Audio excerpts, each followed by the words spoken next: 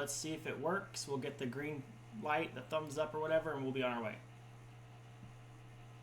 Testing. Testing. Testing. I am the very model of a modern major general. Oh, got the thumbs up. We're golden. All right. Used to sing the rest of the song, thank God. All right. You know, it's better than the one that Vulcan probably would have tried to start. So, just like Into the Spider-Verse, let's try this one more time. Long story short, we'll get you spun right back up. The party has made it to the town of Ravenstead. They are currently half in, half out of the Wolfhide Inn. They're talking with the barkeep Draven, who has relayed information along the lines of the last 2 months disappearances have been going on. They've been looking into similarities between the different disappearances. What was that? Foundry. Open up Foundry. Oh, good lord. You have it minimized, apparently. Foundry's not showing now either. There it is. It says it's minimized. There you go. Beautiful. The whole reason I used Firefox was so that would... Okay, it's fine. We're moving on. After all of the deliberation, you guys have drawn to a couple of conclusions. There hasn't been a whole lot of commonality between the disappearances. They started around 2 months ago. I believe it was Antonella who was speaking with... or maybe it was...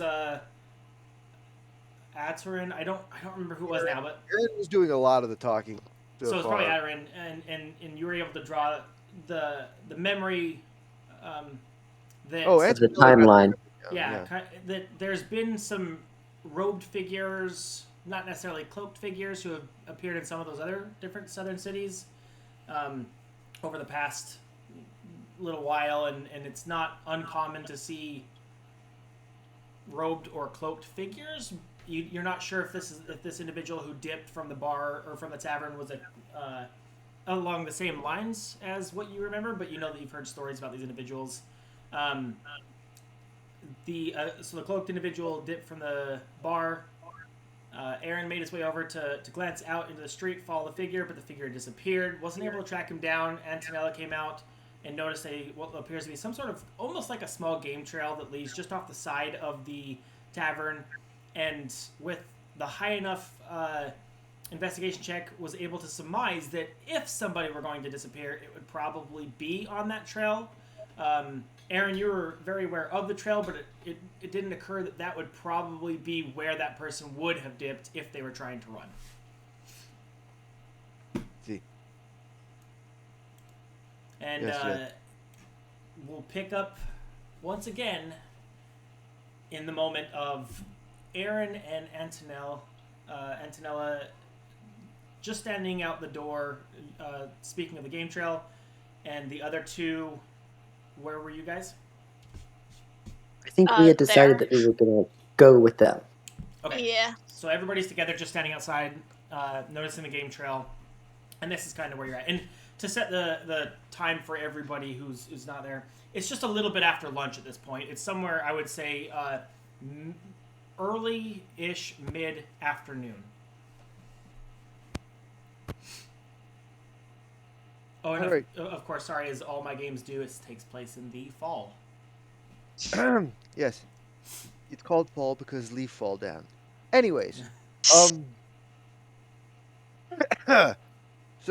we're going to go ahead and take a peek around at this game trail that Antonella pointed out was a obvious obvious escape route for an individual, and take a look around, see where it goes real quick before heading over to investigate the house of the last disappearance and going to talk to the sister that was recommended to us. Okay. So you guys want to just follow that kind of game trail-ish. As you do, the game trail makes its way out towards the forested side of the or through the forested side of the city, like on the outskirts, on the edge, and kind of leads just out farther away from the village. But there are a couple of split offs that seem to divert back towards the city as you're following this trail away. Interesting. Don't want to follow it too far, especially towards the woods yet. Perhaps after investigating the houses, talking to the sister, we can come back this way. A possible route to begin our investigation if we need to go into the woods. Certainly, let's not start with a wild goose chase or Indeed, wild robed man chase. indeed. Cloaked. Robe. Well, at least I couldn't see what was under the cloak. There might have been robes under the cloak. But, no. Certainly hope he wasn't naked. Well, no, he was definitely wearing something. Um, Well, I mean, we're all naked under our clothes. Yeah, it's just how many clothes there is before the nakedness, which is important here. all right, okay. How about we bring a close to this sidetracked conversation? Bring some And- clothes to this conversation. and then move over towards investigating the house of the last abduction. If there's any possible evidence that our dear Antonella might pick up on. Okay. So you guys want to head to the house? Yeah. Okay. Yeah. So as you make it to the house, the cottage looks small, but nice. The shrubbery around the home has been cleared away. Aside from the door being unable to latch, the home seems rather livable. And as you enter, you can see that some of the furniture has been tossed and now lies in disarray. The bed frame has been broken, and blankets that once laid atop now lie strewn across the floor. On the door frame, you can see 3 large slashes that appear at first glance to be made from some sort of large creature.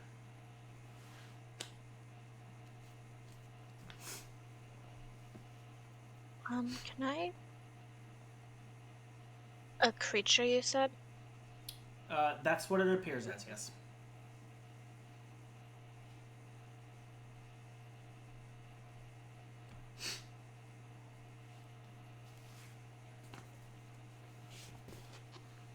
Could I do some? Sorry. Could I do some sort of check to see if I can figure out what kind of creature that would be? Absolutely. Yeah. By all means, right. Go ahead. Let's do an investigation check on the claw marks to see, just as you're giving it a cursory glance, or less, a more in-depth, like, look over. I'm so good at investigation.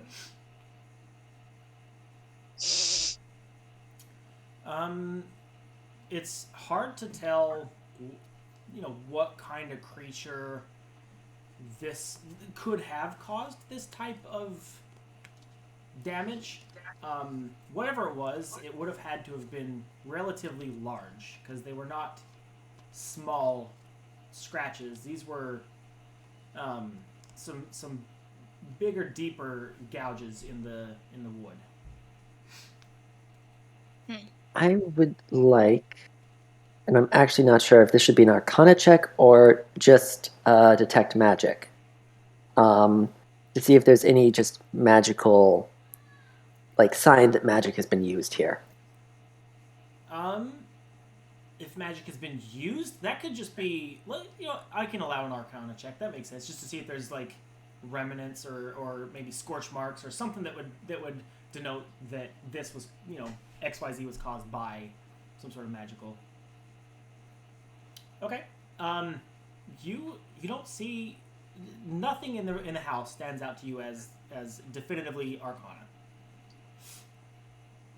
Whatever happened here seems to have been caused by a physical in nature altercation, abduction, maybe a hunt, something. You're not sure. In fact, why don't we just have everybody real quick just throw me an investigation check? All right, I was just going to say, can I see any signs of blood splatter or anything around? By all means, everybody just throw me one investigation check. Ugh. Could I do a perception, perhaps? Yes, do that, yeah. If you're trying to look for something, yes. If you're trying to denote something or look for something in particular, like you're trying to draw that information out of the investigation. But if you're just looking around the room to see if anything stands out, I'll Yeah. allow a perception. Yeah, I'm just trying to see if yeah. anything stands out. Okay, sure. Oh, no, not getting the good numbers anymore. Oh well. So in terms of good numbers, there's a 23 on an investigation check. Yeah, so for Atarin and Antonella, both of you, those were investigation, right? No, I had an Arcana that was 22, Oh, yeah, and an that's what it was. investigation that's 4. That's natural 1. Great number there. Yeah. For Antonella and Ashra, let's start with Ashra. You're drawn to the conclusion, based off of just perception, that there looks as you can see that there was a clear struggle, but it seems as though a lot of this tossing of the furniture and even the claw marks possibly occurred after the abduction.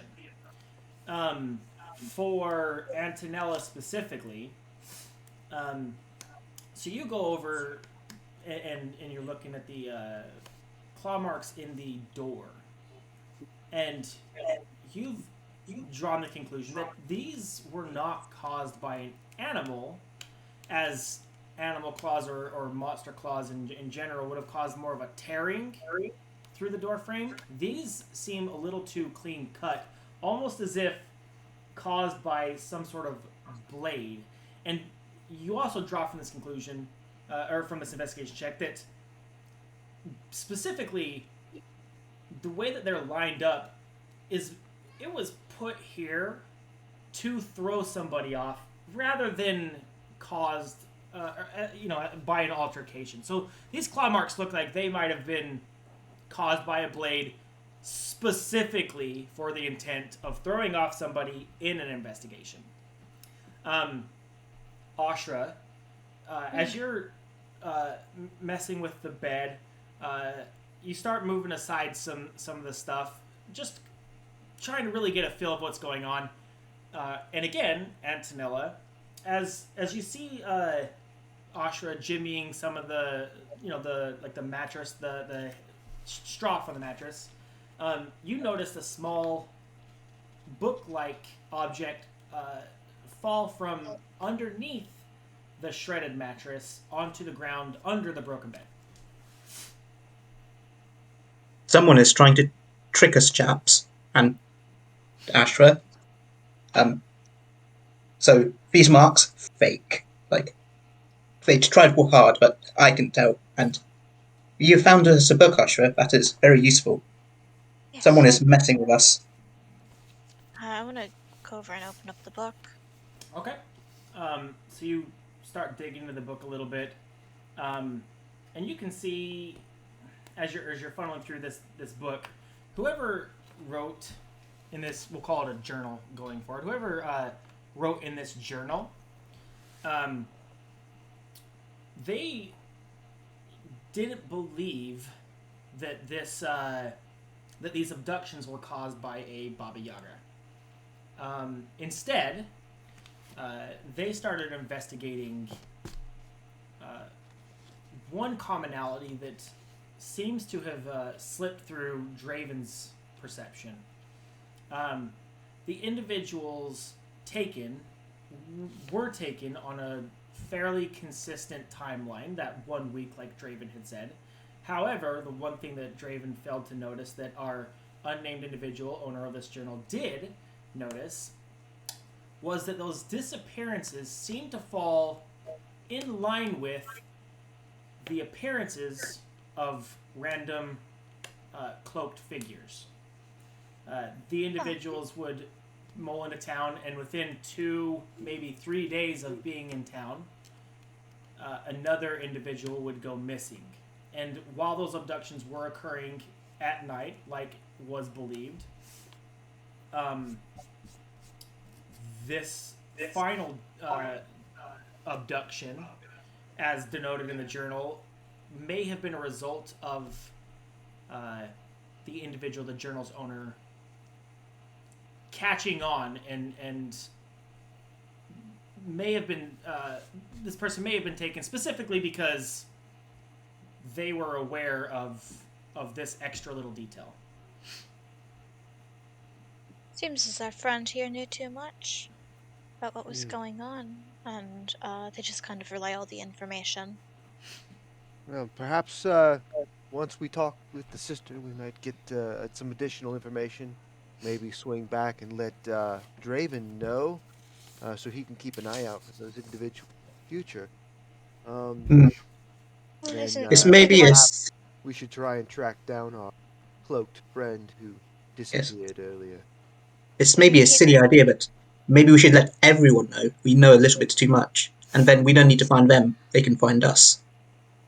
It's not a bad idea. I was about to suggest we don't tell Draven, but if more word is out that we know, that could help draw Indeed. attention. Anyways, Or they could decide that it would be best to just cut their losses and leave. well, then we would When has accomplish our anybody mission, ever wouldn't we? given up about a plot like this?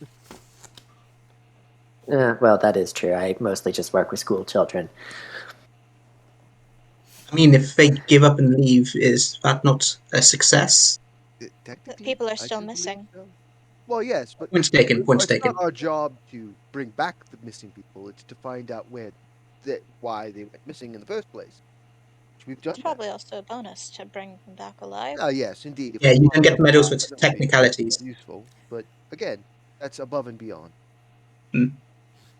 Yeah, I'm hoping to get a medal out of this. Like I mean, what good is a metal? Just melt it down, turn it into a weapon. Much better. yeah, but they look so good on job applications. I know, this is going to be such a great paper. At any rate, perhaps we should toddle on to speak with the good sister and see what information she has, as Draven recommended, before pursuing the cloaked individual. Yeah. Hypothetically, Aaron, if someone was looking for a cushy yacht job, would a medal get them in easier? Uh, more playing with the not so much the medal, perhaps the being able to sell yourself. Being able to talk a good game. I do believe is the term. Um, and make yourself presentable. That I think the medal would probably help. It if does you help can with back tenure. it up with the words. The medal itself is just a decoration, right? You have to provide the actual, it's the frosting on the cake. Great, right? It's on the outside, but the cake itself still has to be moist and delicious. I'm not sure how I feel about being described as moist and delicious. Pantanella, come into academia with me. Medals make everything so much easier. So, anyway, Aaron, we were going to see the sister. Yes, indeed. The over at the temple or shrine. Did we say? It's this way. So you guys want to make your way to the shrine? Yeah. Okay. So you make your way down that main street and you come across a shrine. So large boulders are stacked in the shape of a crescent moon with a smaller flat rock near the center. A few cut stones are placed near the shrine for those who are passing by or passing through the town to rest or to pray. Not far from the shrine, you can see a lady dressed in priestess garb, finishing helping load a cart with a few baskets of fruits and vegetables. And as you approach, she smiles and welcomes you to the shrine of Timora, the goddess of good fortune. She says, I am Sister Ray. Welcome. How can I be of service? Yes, the local tavern keep, Draven, pointed us in your direction. We're here on behalf of the King's Order to look into the disappearance in the area. We believe we may have a lead, but it was recommended that we speak with you before doing any additional information. Okay. I would absolutely love to be of help. What is it exactly you're looking for? So, Um, we were wondering if you noticed any commonality between the disappearance of them just being single individuals, singled out, a specific part of town that they were disappearing from, a specific class of citizen, perhaps, or uh, maybe Why they a all had child went red missing? hair, maybe they all had blue eyes, anything of note about all the people that were, at least before the last. Yeah, well, of course. Outside of the last one, like you said, there really hasn't been a whole lot of commonality. For a while, I think that most of the people thought that they were just, moving on to greener pastures in a different city. I don't think anybody suspected anything at first, but um, what really tipped us towards it being, less of a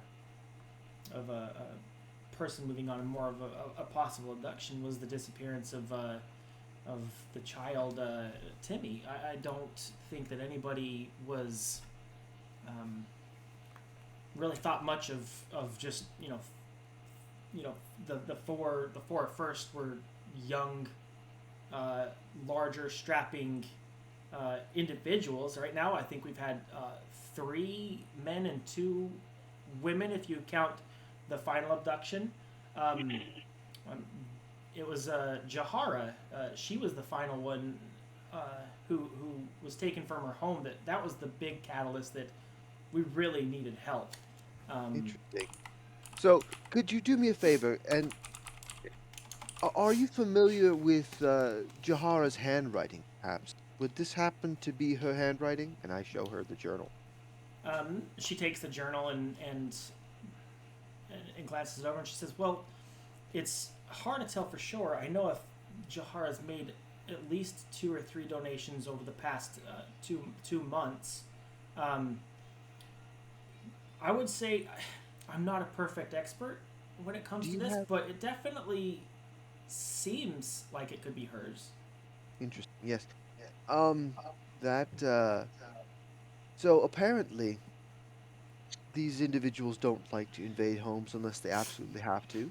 Obviously, apparently Jahara here, it seems, caught on to their little abduction racket, as it were. I would think maybe something along the lines of human trafficking, slavery. As you said, some larger fellows were taken, a few women folk, um, one child. It sounds to me like maybe people are being captured in order to be sold off as slaves somewhere else. Does that sound like something that has happened anywhere near here? Is there maybe the neighboring nation has a slave trade, perhaps? This would be the first I've heard of anything like this. Are you sure it was um, humans doing this or people doing this? Because it seems to have been some sort of a monster. We've looked at No, my Jahara's good home friend and noticed the Antonella claw here has a marks. very keen eye, and the scratch marks at the house of good Jahara here, the last woman that was taken, the scratch marks at the house were made by a blade to seem to look like claw marks. And you can see she's burdened by the weight of this knowledge a little bit, and finds one of those stone stools and sits down to think. And after a few seconds, walks over to her own little cart that she hauls to the shrine and pulls out a ledger um, and goes through it and brings it back to you and says, "I know about four-ish weeks ago. Well, no, it's probably closer to 3-ish weeks ago. Um, Jahara did make a donation and hands you the ledger to see and compare Right, don't handwriting for compare the yourself. handwriting. Yeah, I'll hand it to Antonella. She's got a keener eye than I do. and says, if what you're saying is true, then honestly, I this is the first I've heard of that. We all assumed that whatever was happening was simply some sort of creature, and the only reason that Jahara was targeted was due to the close proximity uh, to the forest and the fewer and fewer people that stroll the streets at night for fear of being abducted. It definitely is leading to look like they noticed she noticed. based off of the notes here. Antonella, is this appear to be the same handwriting? And Uh, Antonella, even without rolls, like it's your passive was enough. Yeah, you can see it's the same. did Jahara start speaking to any different people recently? You know, they have some way of noticing it, unless they can watch this entire place at all times. She must have mentioned it to someone, surely. If she did, I was unaware. Hmm. Hmm. Perhaps perhaps Draven would know. He seems to be a center figure here in this town. Maybe he would know who she socialized with on a regular. Of course, you can definitely check. I know most of the town frequents the inn periodically through the day for either uh, purchasing of goods for meals or even just to sit down and have food themselves. Indeed, indeed. All right then. We shall. Well, thank you for your assistance and the verification here that we have of this little piece of evidence. Please do be careful. I suggest again, with the whole locking yourself indoors at night would still be recommended highly.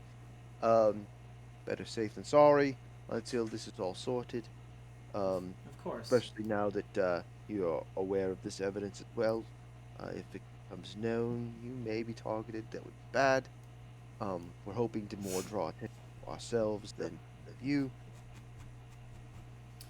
Of But course. I thank you for bringing this to my attention. I'll be sure to pass along this information to some of the townsfolk in order to. in, indeed, in fact, those individuals who do still live alone, I recommend, if at all possible, to get it out as soon as possible to perhaps congregate and, stay over together in groups to deter any additional invasion. Of Um, course. We giving up on subtlety then, Aaron? Because I have a way of unsubtly letting people know things. well, I mean, we don't want to like scream it through the town. Everything. Again, we still want to try and possibly catch at least one of these culprits, get some more information out of them. Uh, Okay, but if you need a loudspeaker, let me know. I can make of these course. flasks speak if you need. Right. But not at the moment. Thank you very much. Hmm. Um, I will. I'll start doing some quick, you know, visits this evening before it gets too dark and try to steal myself away. Thank you for everything. I can't even imagine how much of a burden it must be for you guys, and you know, helping this small town recover, hopefully from this treachery and this dark time is more than generous. But possibly, perhaps you could be slightly more generous as she gestures to the Shrine of Timora. Of course, of course. Why? What visiting a shrine and not providing alms is ridiculous. I'll go ahead and make a donation for my meager inventory. Let me hold. Just any copper piece. It's not common after looking through the ledger, especially for anybody to drop more than maybe a copper or two. Yeah, I don't have any copper. I don't have any silver. I have gold. And Well, it's being a noble, he sees nothing wrong with upping the game, and he drops a gold piece in the coffer. Uh, Um, Usher would just kind of druidcraft a couple little flowers at the shrine, uh, in lieu of another sort of donation. Atron's just gonna give her a look like, really? You're pumping us for money at this moment? well, I mean, the town has to recover. Anyways, so yeah, no, I Oh, just I'm going I because just the drop king. Sorry. I drop a gold piece in on uh the uh the donation box, and I sign the ledger. Yeah, Um, uh, because the king said he'd pay for some expenses. I'm going to just write an IOU from the king for a few gold. Beautiful. king's money. It works. Um, Okay. And then are you guys gonna? Where did you guys want to head next? We're gonna head back to the tavern first Okay. for two reasons. One, so we can let Draven know our current information and everything to keep him appraised of the situation. And two, so we can follow the game trail that starts next to the tavern again. Okay. And maybe track down the individual that ran off. Okay. Do we Also, do, do we necessarily need to let Draven know exactly everything? Well, Because not if we're trying to keep things on everything. the down low, I mean, not everything, everything. Like, I mean, I'd hate to see poor Draven taken away because we were talking to him earlier and the cloaked individual ran out is while Draven we were married? having. I have no idea. You um, did not see a ring on his hand, but that doesn't necessarily mean he's not married. Right. So, I don't know. I didn't see a wife attending to any of the cooking or anything. I didn't even He's see any running a tavern business. maid. There's no reason for a wife to be there unless she works. Well, usually in these smaller towns, families run businesses together. Yeah, That's how common folk work, isn't it? I mean, yeah, we don't all have yacht money. Like, you need an extra pair of hands every now and then. so I mean, it's normal if they were to be wed that the spouse would be assisting in family business. It work. Um, Whatever the case may be, let I'd hate to see the man get taken up in this just because we were talking to him when he first arrived. um, So we tell him more information then. Well, then he could better prepare himself. Bar his windows, whatever the case may be. I mean, we have room in Boardware anyway, so if they True, decide to come to the inn, like, we don't have far to travel. true. Anyways, moving right along. But regardless, the path starts next to the inn anyway. Fair enough. We could pick up some more bread as well if we're passing by. that would be Torrance lovely. is quite hungry. Yeah. We've been traveling. Out of character though, I did not reset my spell slots from the tests beforehand, so I literally only have 2 spells right now. Oh, You can just override them, I think. I was gonna say I think you can give him back to yourself, but let me. And If you click oh, on you or can, you can. under the Yay! hit die, We it's are short rest, long rest. okay. We're good. Yeah. I have my spells. I'm not useless to you all now. That would As have a been bad. note, anybody who donated, which sounds like it was Aaron and Ashra, you guys receive 1 luck point that you can use within the next 24 hours. Ooh, what's luck? Ooh, What does Basically, that? luck. Exactly what it is. Oh, so So, basically it's like a free reroll. yeah, one free reroll by the goddess Timora. Nice. nice. So, anytime in the next 24 hours, you guys have one free reroll. Nice. You guys make your way back to the Wolf Hide Inn, and as you enter, Draven looks up and, not wanting to draw too much attention, just gives you the head nod as if you're just back, and goes back I'll to. go ahead and order an ale this time. Again, a little less conspicuous. And I know somebody said they wanted to get some more bread and cheese. Did we spot any robed men on our way back? But incidentally, You did Indeed. not. Nope. It seems as though as it's not. It's like prior to dusk, but just slightly, or twilight, but just slightly. So sun's starting to set, but not set, and there's still, that small, millimeter of sun above the mountain range sort of feel to it. So there's still light, but it's starting to go down, and it's you didn't notice anything uncommon on the streets other than they already started to seem as though the streets were emptying. Wonderful.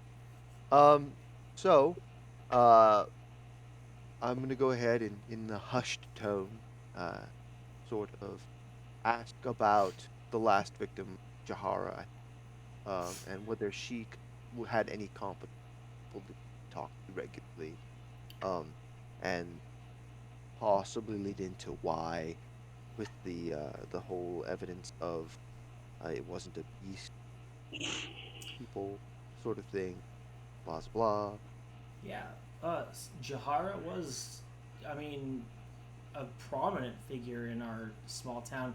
She was a major contributor to many things. I would say, arguably, losing Jahara was, and this might sound, I don't know, selfish, but one of the bigger losses this town has experienced in its few years now. Everyone here seemed to love her. She was known by almost everybody, if not everybody, and was one of the kindest, most contributing members to the city.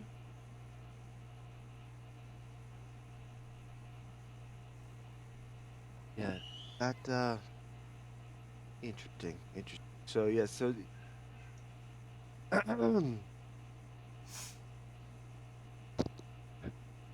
so the, it seems like prior to that, they had only taken individuals that uh, didn't stand out, weren't heavily seated in the city, so that they wouldn't be missed as much. So this leads me to further believe that these abductions, based on the descriptions and what's been going on, have been the work of uh, slavers, as it were, gathering. And not a But monster.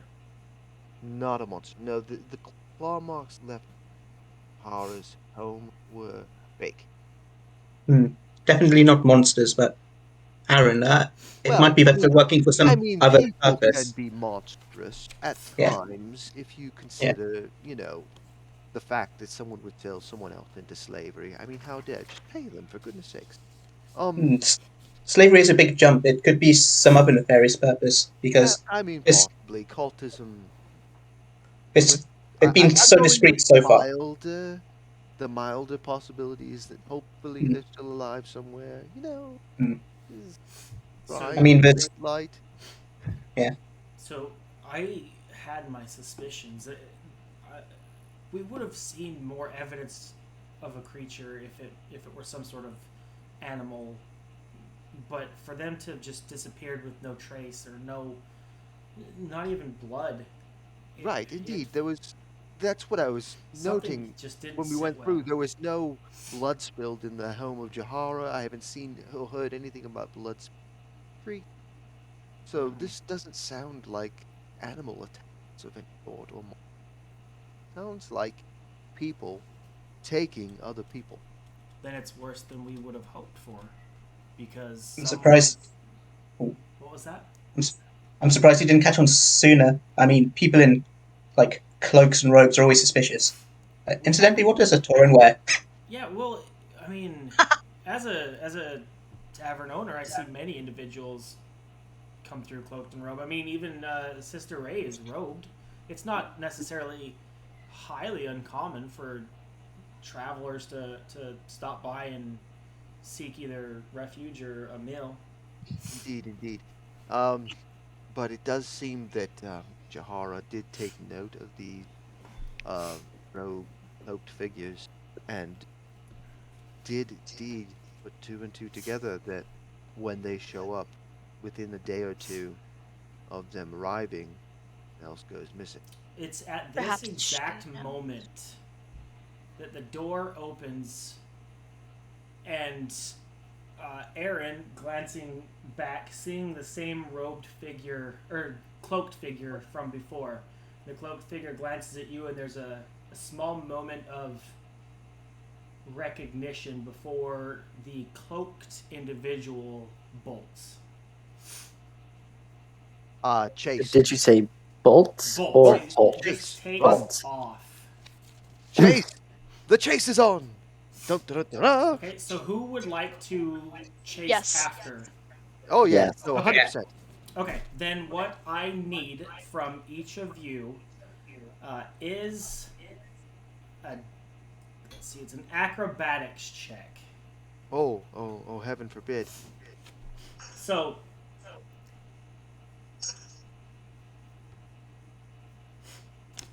Attributes. Acrobatics. How far away are we from them?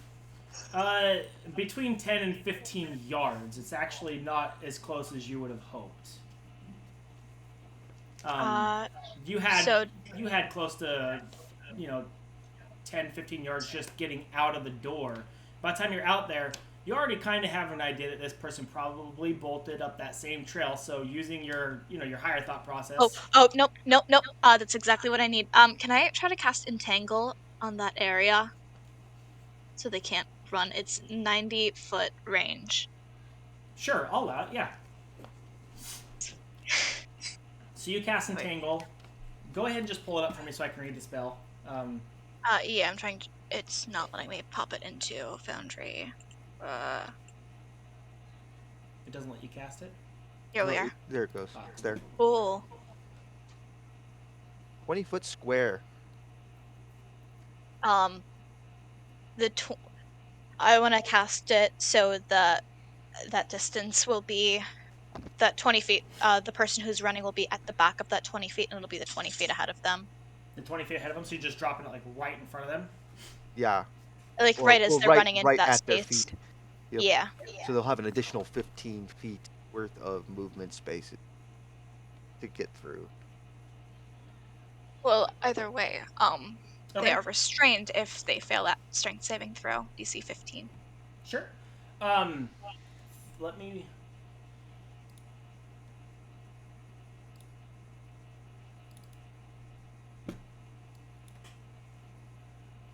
Okay. So as you do that, it pops right in front of this cloaked, I keep wanting to say robed, it's not robed, this cloaked individual.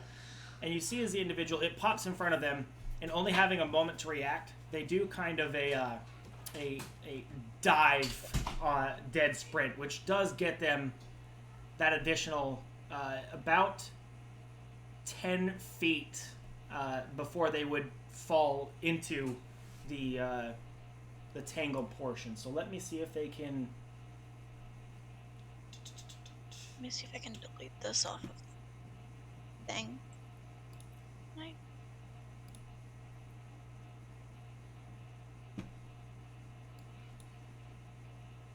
Okay, so they only get to that edge of your thing. So they've made it through the first 15 feet, and they hit that last 5, and it does slow them down, and traps them, as it says, right? Because it entangles them? Yeah, restrained, yep. Yeah, it's Yep. restrained. Restrained. So the individual does become restrained. Yay. This might be a little bit helpful. Let's catch up. Our new friend. And how often do they need to keep making this check? It says... It's an action Yeah, it's on their turn. So the 6 seconds? Yeah. Yep. So as you We were only... Which if we're like Yeah. 15 yards behind, we Yeah, should have so more as than you enough get to time the get edge there. of it, he's got just that 1 or 2 seconds. What are you going to do? Because right now, because the game trail kind of leads off the side of the building, walking around the game trail isn't really a viable option because you kind of put it like right dead set in between what would be kind of the edge of the tavern So and another structure. before he breaks free, since he is restrained, I'm going to go ahead and cast Fairy Fire on him. Okay. Oh. So he is now glowing because Well, what's the save on that one? He automatically fails it. It's dexterity because he's restrained. Okay. Is it not popping up in the thing? Why is it? You have I to think click restrained on is disadvantage. You have to on click dex on save. the D20 Yeah, I was gonna say- little icon next to it to Yeah. pop it in the Pull chat. up the spell. I just want to read it real quick because I don't think he fails it. I think he just has. No. Restrained. Look at the restrained condition. Automatically fails dexterity saving throws. Okay. But yeah, look up. Yeah. It is disadvantage, but sure. Oh, is it disadvantage? I thought it was an restrained. You're. Yeah, Yeah. no, it's disadvantage. Is it Okay. disadvantage? Okay, disadvantage. Yeah. DC 13 disadvantage. My apologies. I thought it was an auto fail for restrained, but I think that maybe that's. What is that? Prone? Oh, nat It 1. doesn't. Yeah. Well, this is how I roll. So he does take his lowest, which is his 1, So he is fairy fired. All right, so yeah, he's not going to be hiding from us anytime soon. So even if he gets out and starts running away, we could just follow him. The glowing boy he is as he glows a bright blue. Okay. That only lasts 1 minute. I mean, we should be able to catch him within a minute, I would think. Yeah, but you got enough time. You get up to the edge of it, and I mean you've got seconds to get to him, but you've got about 15 feet between you and him, and at this point, the 15 feet to cover, because of the almost 30 feet, you're 15 yards behind him. That's 45-ish feet. So in the time that it took you to sprint up to there, he's at that edge of that thing. It's right about the time that you get to the edge. You've got like a split second before he's able to make his next attempt at escape and run some more. In order to keep following him, I would like to cast Detect Magic. Okay. So even as he's running away, I'll know as long as he's around me. So Detect Magic finds magical objects how far? 30 feet. I just need to get within 30 feet, and we'll be good. Well, that's assuming he has something magical on him. He's glowing with fairy fire. Yeah, he has I fairy see what you're fire saying. on. Yeah. I mean, doesn't fairy fire have a... It lights up. It lights up, but if he like goes around a corner or something, but if as long as he's still within 30 feet. Oh, I see what you're saying. Okay. I was going to say, Yep. It has an undefined distance for the individual who's fairy fired, but this will allow you within 30 feet of them to see through walls, too. Gotcha. Yeah. Smart move. Okay. Yeah. And As everyone else is setting up, I'm just going to summon my little cannon. So I'm just going to get out a little hammer and whack a flask into the shape of a little cannon, which is fueled by the fire whiskey I bought earlier. Okay. Oh, beautiful. Oh, thank you. It was for business. All right. Probably a more productive use of it either way. So you've done that. Let's see if he breaks free or if you get your chance to interrogate. Yeah. See, playing with me is like putting a game on easy mode. So he's restrained. He's not going anywhere. He's fairy fired. You've got a cannon pointed at him. Detect magic so the fairy fire is even more visible. What do you guys want to do? Yeah, I believe Still at this on. point, I believe the term is the jig is up. Why don't you go ahead and lower your hood and start talking?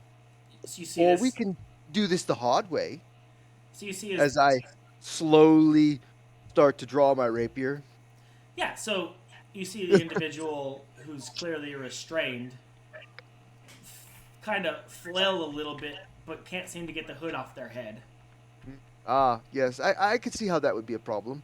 I'll go ahead and make my way around and slowly just reach out with my rapier and tip their hood back. Okay, yeah, so you work around. I mean, all you have to do is go around the building, but he's not going anywhere. And how long does your... well, he's got 6 more seconds, I guess. So you, I assume, relatively quickly 6 seconds until he gets his next saving throw. to break free. Yeah, but it lasts for 1 minute total. So he's going to be restrained for 10 rounds, which is fine. But for Aaron, as you make your way around, you get around to that other side of him as he gets one last saving throw before you're standing over him restrained. Go for it. Oh, he actually made it. Yeah, this one he does break free, which is his just action and bolts again. He'll take whatever you're throwing at him. All right. So can I shoot him? You can.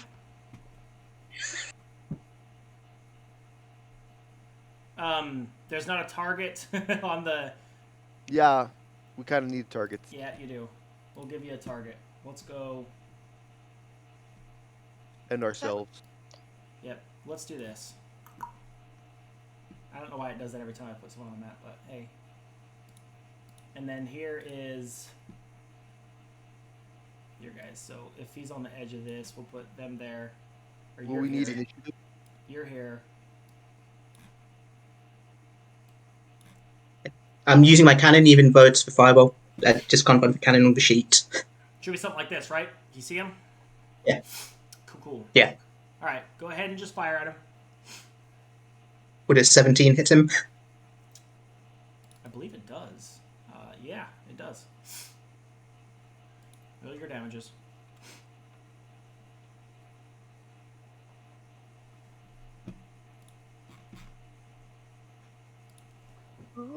It should be force damage. Yeah. Oh, solid. Oof. Oh, Oh. 16 force damage. One time. Okay. It's not reflect there. It was okay. Actually, he's still lit up at very far, isn't he? So, or, Yeah, it would have been an advantage. So yeah. Oh, is that what the second roll's for? The second roll is because it doesn't let me roll damage without rolling an attack roll. Oh, I see. All right. All right, and he's bolting. He's still going, but now you guys have got the tangled vines in front of you. The only one close right now is Aaron. shouldn't be a problem. Okay. Initiative? Not on the bolt. What I want to do is have everybody here just roll a acrobatics check as we do a mini little chase here.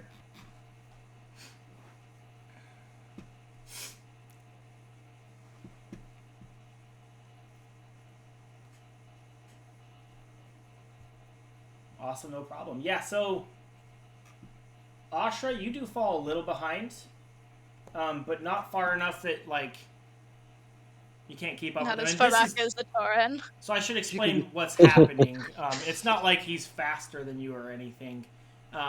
What it comes down to is just he's ducking and weaving between buildings and over, fallen logs and stuff like that. That kind of just, it gives him a little bit of an edge. He runs through one little alley or one little like section here, and as he does, he just rips down one more little half-fallen dead tree that falls. It's just you're falling slightly behind, but you're not out of this at all. How long did all your stuff last? I know your tingle things in the past. But As soon as he would have broken free, I probably would have dropped concentration on that. Okay. Mine lasts for... You said a minute, right? Yeah, I think Fairy Fire's a minute. Yeah, very far. I do believe it's a minute. And then for the detect magic, how long does that last for? That lasts for 10 minutes. 10 minutes. Easy. The chase doesn't last more than about a minute at most. So you're I wouldn't say deep into the forest, but you're out into the forest now. And just as your fairy fire fades, you see him duck behind and now he's, I'd say at this point maybe 30 feet in front of you is all. So, just out of curiosity, at any point in time, so he would have had to use his action to break out of the vines, Yeah. and then his movement to move. Yeah. It's still difficult terrain, so he'd only have half movement for that first. He was at the edge of that 5 feet. That's how he got caught. Right. Because he So dove across he the lost 5 feet of movement Yeah. basically. So he only would have been able to move forward 25 feet. Would I have been able to get within 5 feet of him? If you want to make one more attack of opportunity as he's fleeing that one more little range, yeah. Pretty much is Yeah, what yeah. I'm going for. Sure. Um, I'll allow it. I appreciate that. Let me just Yeah. double check one thing for... I'm just giving you guys a fun little chase scene. Yeah. So yeah, go ahead and make one more attack against him. Sassy. Because he I wouldn't don't have need advantage. he wouldn't have tried to disengage. He would have just taken off. As long as no other creatures are within 5 feet of me, I get sneak attack damage. As long as no other creatures are within 5 feet of you. Is exactly as part of the swashbuckler, Swashbuckler. Cool. audacity. Okay. Yeah, let me go ahead and post that for you. So, let me go ahead and do the thing. If I hit, because he was fairy fired, so it is an advantage. So, toggle sneak attack, toggle rapier, attack, advantage. Oh, a Oof. 13. Unfortunately, Wow. that one does miss. Okay, no big deal. All right. Yep. So, Is chase he ensues. close enough Is for it me what? to take a shot? Is he close enough for me to take a shot? Because I've got a range of 120 feet on the cannon. He would be. Is the cannon? Does the cannon travel with you, or is that something you mount on the ground? He can carry it. Yeah. I can carry it. It's a little one. Okay, because with the distance you're behind, you might have a split second every now and again to fire, but he's ducking and weaving between buildings and under boxes and through trees and stuff like that. So it'd be hard to get an easy shot off on him. I know the fairy fire gives you advantage, but it doesn't remove the cover. So, if Got like an if, enchanted focus, which removes cover for You have that? spell attacks. Yeah. And that's part of the ballista. Yeah. Sure, if you want, I'll It's- allow at least one more shot off because it's not a very long chase. It was less than a minute. He ran like maybe 100 yards into the forest. So Is this with advantage or without? it'd be well if you ignore cover and he's still fairy fired, then it would be with advantage, right? Yeah. So the 24 does hit for 10 more. Yeah. All right. There you go. He has been throttled, as it were. Okay, so we jump to it's right at the end of Fairy Fire. You see him duck behind a stump just 30 feet ahead of you. And as you get to the stump and the Fairy Fire just wears off, he seems to have disappeared. Right near this this little, not even a very huge stump. right, gonna roll perception here, I guess. My passive like- 18 isn't enough. I'll go ahead and I'd like to roll perception as well, Absolutely. if that's all right. Hopefully this one won't be a nat a one. 19. Does my detect magic? 20. Oh, What is the natural 20 deal? So you guys get to this stump, you catch up, and you can see Aaron running his hands over it because for some reason this dude just ducks behind it. It's a stump. Like, he can't disappear. Like, what the hell? And so you're filling around, and it doesn't take long for everybody except for Antonella to notice one of the little knots looks like it had been depressed, and it was just coming back out. So, deductive reasoning, you press the button on this knot, and the stump jettisons down off one side, or one side like opens up real quick, and you see a ladder descending. I think we have There's a found ladder the here. hideout. Yeah. Presumably, I'm just still catching up because I'm just so far behind because I kept taking pot shots. Yeah. I'm just gonna Yeah. run up, kind of out of breath. All right, And You do you guys want are to shoot? quick. Do you want to shoot down here? I'm going to do a slide down the rails kind of thing on the ladder. Okay. question: do I detect any magic within 30 feet when I'm at the ladder? You do not. Save the. No, there is no magic actually. No. Because the fairy fire is out now. Yeah, the fairy fire is out. Yep. Is it- Aaron, is it- hold on. Okay. You're the quickest. I'd like to make you quicker, and I'm just going to cast Gift of Alacrity on Aaron. What does that do? Yay! It gives him an extra D8 on initiative rolls. Oh, fantastic. Oh my god. And how long will that last? 8 hours. 8 hours. Perfect. Oh, and Wonderful. before he goes down, I want to cast guidance on him. Yay! Okay. Yep, I'm gonna go ahead Just and in- acrobatics just in this and case. just do a rail slide down on the sides of the ladder, trying to get down as quick as possible. Okay. So you rail slide down, It only took you guys maybe 10, 15 seconds to find the button and push it. And as Aaron gets to the bottom, he turns and looks, and um, he can hear footsteps on its way out, but it's pitch black down here. And I want to I read. have dark vision.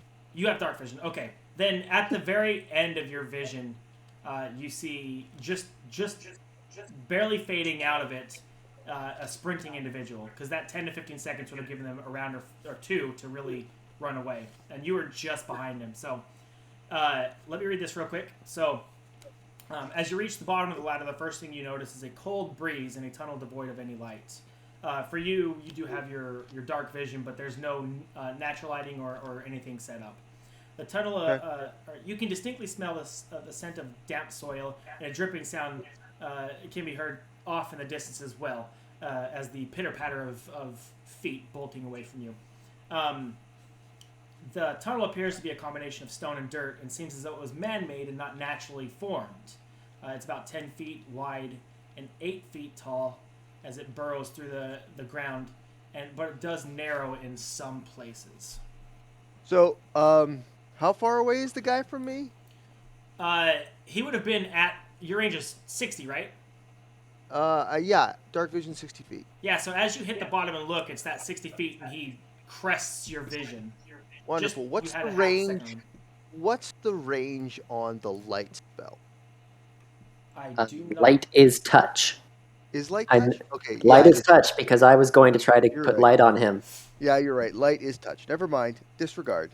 And I think it's either 10 or 20 feet of bright, or 20 feet Yeah. of bright light, and then another 20 of dim. Yeah, because If I'm remembering I correctly. was tempted to try and fire off a crossbow bolt at him with a light on it, see if I could get it to stick in him. I'm a dick. Yeah. Unfortunately, the individual, and it does, the tunnel does twist and turn just a little bit, and that 60 feet, you can see. Yeah. No, I mean, Yeah. if he's 60 feet out, like if he was only like 30 feet out, I might have been able to pull it off with a movement and then a fire, because I have to use an action to cast light. So Yeah. it would have been an action to light and an action to fire. Yeah. But Um, it's what it is. He's not within 30 feet, is he? No, No, he's he's down. he He was was, at at 60 60. when he reached the bottom of the ladder, because he did have the Yeah. additional almost 10 to 15 seconds, which is about 1 to 2 rounds worth of sprinting as you guys found the button, depressed it, and then got down the ladder. Yeah, so he climbed down the ladder and had a round of sprinting Yeah. get away. Darn. So Alright. Otherwise, I would have had an idea. Darn. Can you bonus action dash up to him and just light him up? I can literally outrun him, not a problem, because I've got bonus action dashings, so I can do like 90 feet around, no problem. So I could run him down, but at this point, if he's running in a tunnel, he's probably going to be running to get friends, which means I don't want to run into an ambush. Fair enough. So I'll instead I will cast light, and I'll wait for the rest of you to descend the ladder, and I'll gesture Okay. in the direction he disappeared to. And the same goes for all of you as you get to the bottom. The pitter-patter of the feet seems to have faded to a slight, dull, very distant pitter-patter. You can hear the dripping of the water still, and that same damp smell is in the air. Right. As we hit the bottom of the ladder, we're going to go into our break. So let's just do a quick, it'll only be like 5-10 minutes for anybody to use the restroom real quick, get back, and then we'll keep going. Perfection. All right. Alrighty. So we'll be back in like, we'll say 5 minutes. So at the half-hour mark. Alright.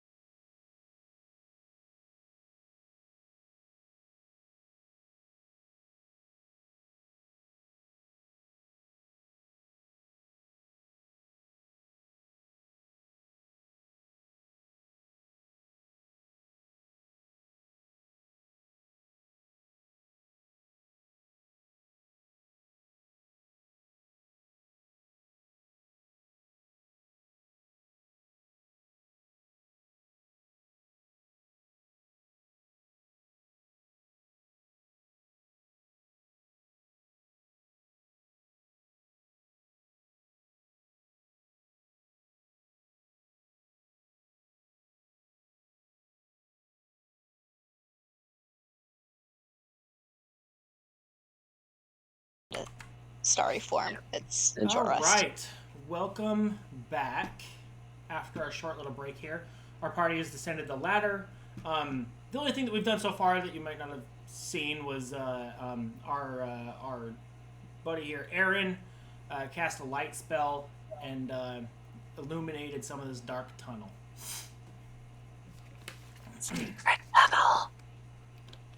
So, you guys proceed down the tunnel, and it winds for about...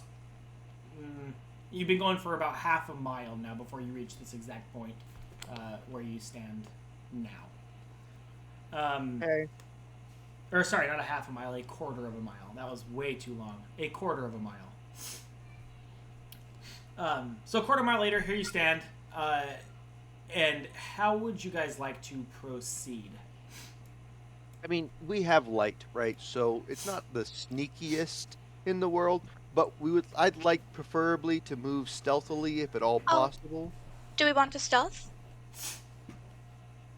You can cast Pass Without Trace. believe moving quietly. Are you gonna cast Pass Without a Trace? Oh my god. I can. Oh, that would be amazing. But I mean, we do have a light spell up, so I mean, still plus 10. yeah, it is still plus 10. They may think. By the way, we dinged that guy up a bit. Is there like any blood splatter or any like signs that he's, or is it just like a straight path? What kind of damage did your... it was just force damage? Or yeah. No, you don't see any blood. He might have some cracked ribs and maybe some internal bleeding, but I mean, that's where the blood's supposed to be, so he's fine. Are there? So you did see that there was water dripping from the ceiling. Are there boot prints? Yeah, I mean, there's plenty of boot prints. You can see here going through the tunnel, and it doesn't even take a check that the tunnel's been trafficked. I wouldn't say that it's heavily and super obvious, but enough that you're like, yeah, this has been used, and you can see footprints. Are you looking specifically for some fresh prints? Yeah. Maybe some from Bel Air? Indeed. Yeah, you know what? Even without the The investigation story check, all about how we climbed in a tunnel under a town.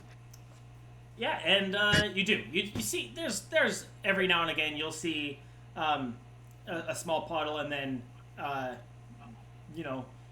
right step, right step, right step. So yeah. Sorry. Right. So we said fresh bread earlier, and then I've been sitting here. My wife made banana bread, so I'm just like smelling the banana bread. I had to go take a 5-minute break to still a muffin. It was so good. Okay, sorry. Still smells so good right now. I'm dying. Did you want to do Pass Without Trace then? You guys can sneak through the tunnel. To stealth, we might as well. Yeah. Yeah. And then how long does Pass Without a Trace last? I believe it's an hour. I might be full. Easy. Let me double check. That's the trace. It lasts. Yep, up to an hour. Easy. Yeah, so you cast a Pass Out Trace. It adds plus 10 just- to your guys' rolls, right? Yep. Go ahead and everybody just give me a stealth check as you sneak your way through this secret tunnel. I will take that 28. Guys are holy Oh! no! Okay, Oh, it was God. at 20 for half a second. I was gonna walk out of the room. I'm not playing in a game where 3 of my players roll 20s at the same time. I'm done. What's that disadvantage, Zach? So this Zach is- had Oh. disadvantage. Oh Oh. my god. Oh my god. you have disadvantage. Yes, And still Why? I have got your- 2 20s. Oh my god. Oh my god. Are you wearing heavy armor? What gives you the disadvantage? Oh. Scale mail. Scale mail, yeah. Wow. And still you What didn't are- pray what's the earlier. math? You didn't pray earlier, but I feel like that at least deserves what would be like, the DM's version of luck. So I'll give you that. You can have one free reroll too for rolling 2 20s. Because clearly you need it. But I'll give Oh, you, yeah, I'll give also- you 1 point of sorry. luck too. Sorry, mine is a 31. For whatever reason, the Pass Without Trace is not added into I don't that. think it's adding. Yeah. I had see to that. I had to manually type in my 10. Yeah. So That's- yeah, I'm at yeah. 31. So literally your lowest roll on the party was a 28. No issues. So if you guys want to proceed slowly, I'll guide you. Just follow right along. Yep. I'll let you do the movement because Yep. you know where we're going. Ah. So you get to here, and off in the distance, you can see a light. But you're still stealthing. Do you guys want to keep going? Oh, we can see a light now? Just a small little torch. It was around a corner, so it really wasn't visible from where you were. But as you bend Alright. around that corner, you can see a little light. off I'm the going to distance. extinguish my light spell then. Because Okay. This that does way put your we're party approaching. in immediate darkness, but off in the distance, they'll be able to see some light. Yeah, we're heading towards that. We'll be okay. Okay. I'm just gonna hold on to Aaron's arm because I don't Yep. have dark vision. Well- By all means. Okay. And as you get to about, we'll move up to about here. You can see ahead of you, in the light plus the dark vision, some wolves quietly sleeping. Yeah, I got dark vision. I don't know how to set that up on my character, that I could see all of this stuff. So you can But see the some wolves are wolves sleeping? sleeping, yes. And with your incredible stealth check, you are able to make it past said wolves without drawing their attention. Beautiful. Yep. You guys not only succeeded the check, but crushed it. So literally every single one of you were damn near close to double the check. So, whatever. That being said, you do make it past them. You get out of light distance if you want to relight your light cantrip spell on yourself. Do I see any other light in the area? No, not ahead. You do not. Alright, then yeah, after we're out of the light's radius, I'll recast my light spell. Okay. Then, congratulations, you have successfully circumvented your first encounter, which I'm not just impressed. I'm hella impressed. You guys rolled absolutely out of this world. Like dread, upon our prey we steal. The only advantage of not having a tank in the party. We're gonna move into the next portion then. So you continue for another quarter of a mile up. That brings you to here. Alright, now remember, my dark vision goes out to 60 feet. I don't know why I can't see further than It's not 20, giving you more than 60? Let me see real I quick. have 5, 10, 15, 20, 25, I have 30, 60. 35, 40. I've got 45 feet, I think. Let me see your Oh, hey, what? I just did something. Oopsie daisy. let me see your vision real quick. Oh, it says Gotta 60 see dim. my own vision. I don't measure? Is it That's measure? weird. So I only see out to 45 feet right now. Yeah, that's weird because in the thing here it says 6. Let me just. Yeah, I just changed it to 65 and you get that. I think it's using Pathfinder's, weird angles, Oh, maybe. but D&D, which I prefer, but it's using D&D's weird rules on angles are all 5 feet regardless of the stepping. So, I don't know. Weird. It's not a huge deal. You still see farther than. I don't know. Yep. So That's it's fine. Yep. Okay. So as you get to here, and you've stealth enough. I'm just gonna move you guys forward because it hasn't been even an hour. It's been about a quarter of a mile. You've made it in, let's say, 20 to 30 minutes. Yeah, Carefully going slow. walking. You guys get to here. Do we see any? As soon as we see an additional light source, I will extinguish Yeah, my. and there is an additional light source just as you crest around this corner coming. So we'll turn this off. Oh, you turned it off already. Nice job. And you guys make it to right here. So, you do see right there just an additional little light source. Oh, step it back a little bit. Bring you to about right Never. here. So, as Mind you if I'm hit in the front? corner, you can see through some of these, I don't know if they're mites or tights, but the stalactites coming from the ground. I don't know. Might. Step it back Bites a of little the ground one. bit. Right Back a little bit. here. Sorry, I'm trying to be in front, and people keep moving in front of me. Yeah, just I stay don't know. I behind. can't see where I'm going. It's fine. Aaron. Just right Yeah, behind now Aaron. that the light's off, I can't actually see where Vulcan is.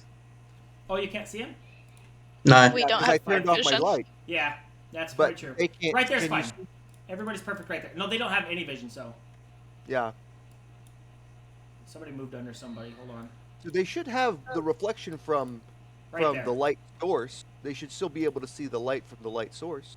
Maybe down below them, but not where they're at. So they won't be able to see you because you Really? are They obscured can't from see the light. reflection out into this area out here. You can. They can.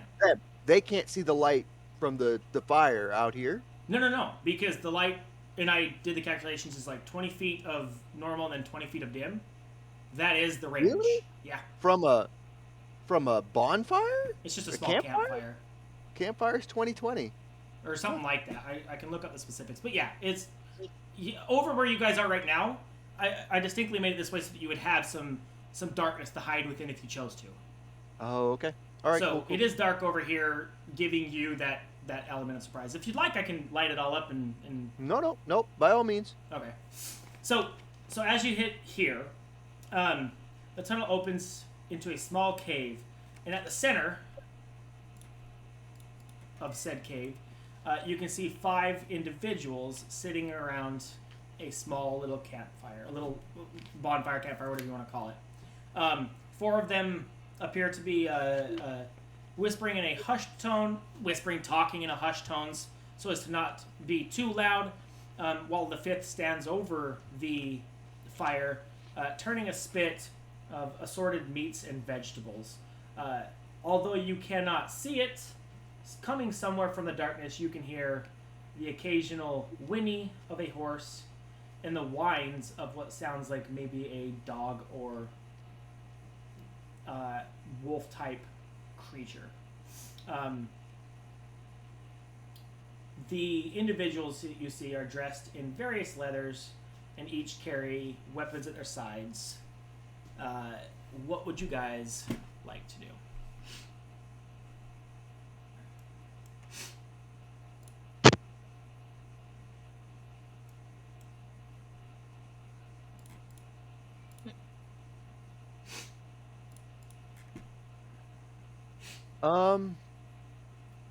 So I'm gonna move over here again, still staying stealthy. I'm gonna move here into the darkness out here, Sure. right? And I'm gonna drag the 2 people with no dark vision. I'm gonna put a hand on each of them and slowly pull them with me, so they stay in the darkness. But then eventually, hopefully, they can see the light from the fire. I mean, I can see the 5 people. I just can't see where, like the square next to me. Yeah, they won't be able to see next to them because they're in darkness, but they'll be able to see the That's light in fine. the distance. That's what I'm hoping for. That's all I need Yeah. is for them to be able to see. All right. And So then did you want to put them into any sort of cover? Or do you want them just standing there? so I'm just pulling them over here. I mean, if they want to be like up, I can't. Against the wall? Yeah, up against the wall, where it would be safer for them. Not in the wall, obviously. Am I in the wall? But yeah, somewhere safer. They're Okay. ranged combatants, as it were. Definitely. And then I'm gonna come up to the very edge of where the dim light would be, That's right here. because I You can't see I'm where. spinning? I'm spinning it right there. Question. I'm gonna move That'll to there. put you right outside the light range. Right. Perfect. Question. A quick Yeah. measurement. Do these stalagmites, do they count as like half cover or anything? Yeah, I'll give you some partial cover because of that. Nice. I'm just gonna hide behind these. Okay. And I'm gonna go ahead and drop a fairy fire right in the middle.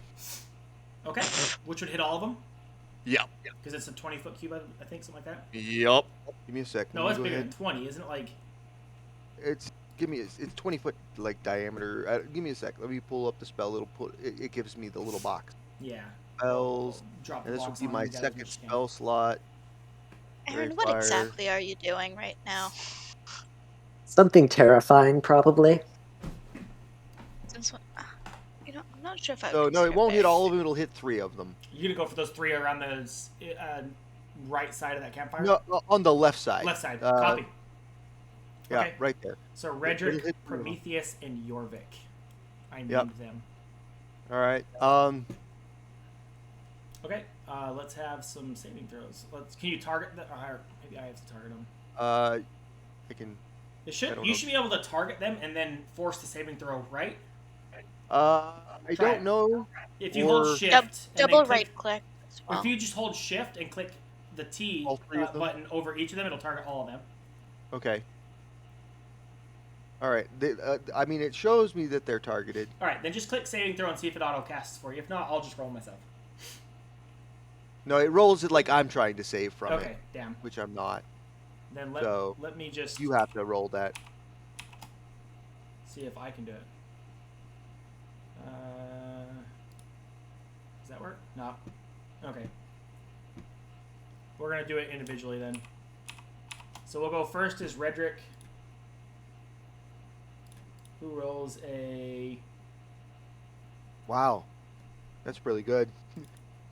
And this is wisdom.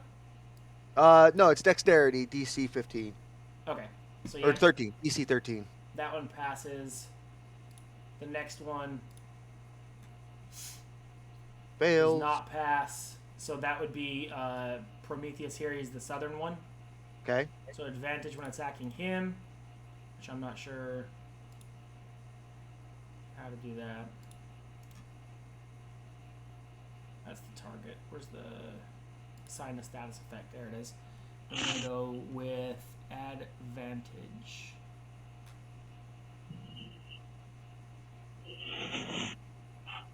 Oh my gosh, there's 1,000 of these little things in there.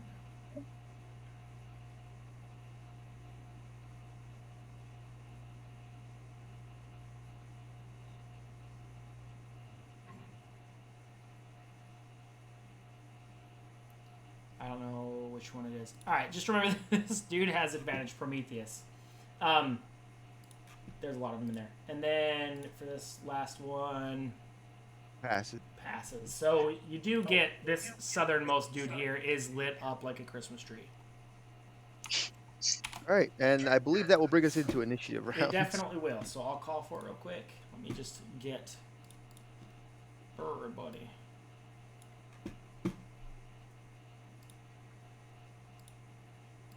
Yeah, Aaron, remember you have an extra D8.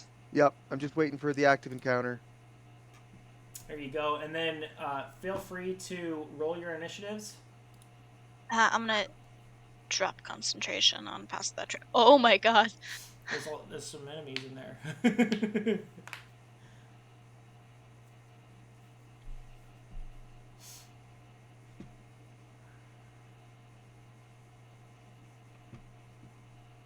Did mine go through? I don't see mine.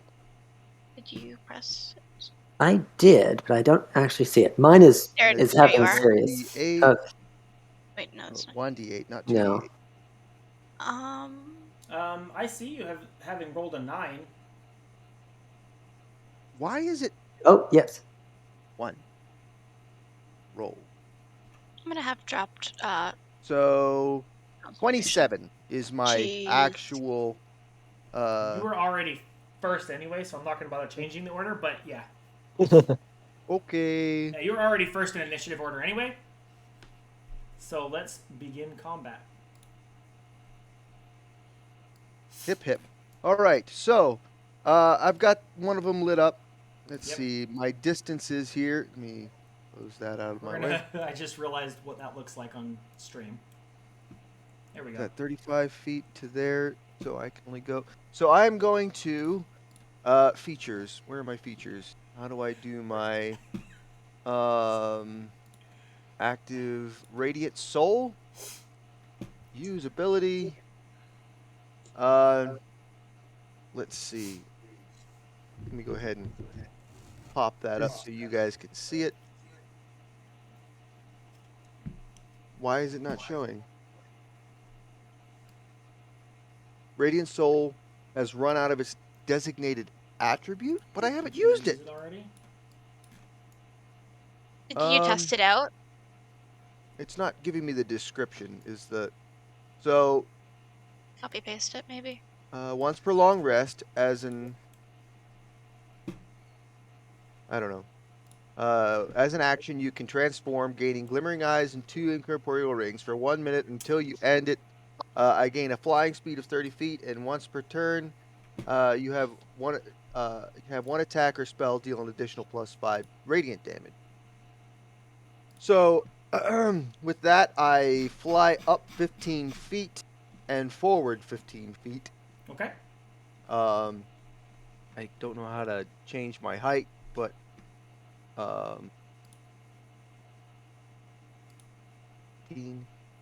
and then I don't know. So if you right click in between the fire and the target, there's like a 0 with a little arrow. That's usually elevation. Is it 15? Yeah. Okay, cool. All right. So that was my action, and then for a bonus action, I'm gonna look back at Antonella and say,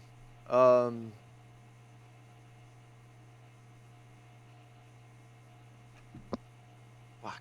How does it work? How does it work? How does it work? Blah.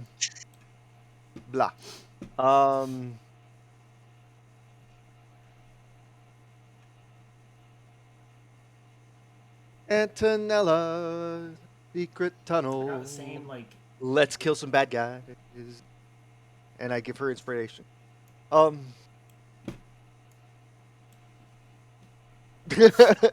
So you get the 1d6 bardic inspiration as I figure out how to do that.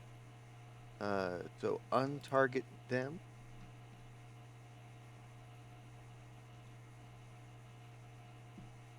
Target Antonella. Features.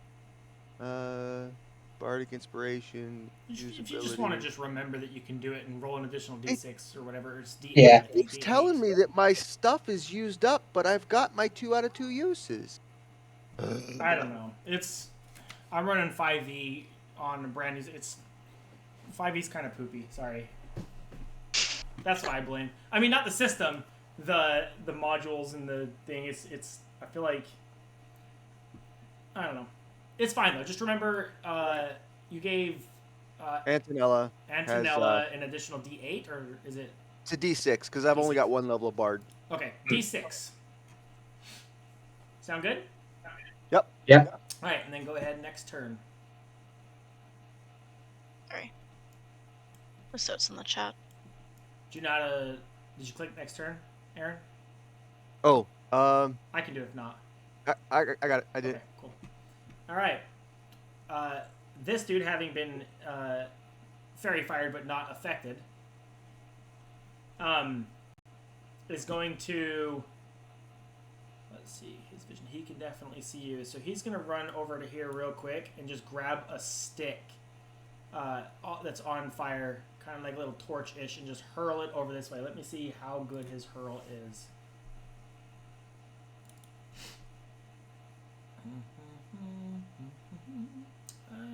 Let's call it an athletics.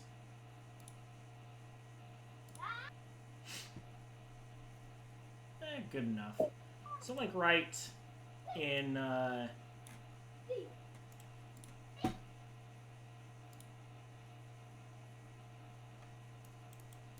this range here, he just throws a little torch just over here because he can't see you guys.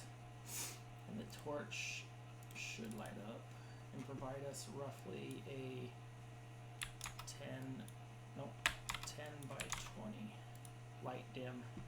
Somewhere in that range for a nice little torch.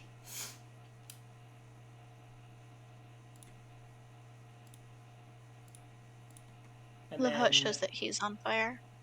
That's actually a cool little feature that tells you who's It's a turn time it is. marker.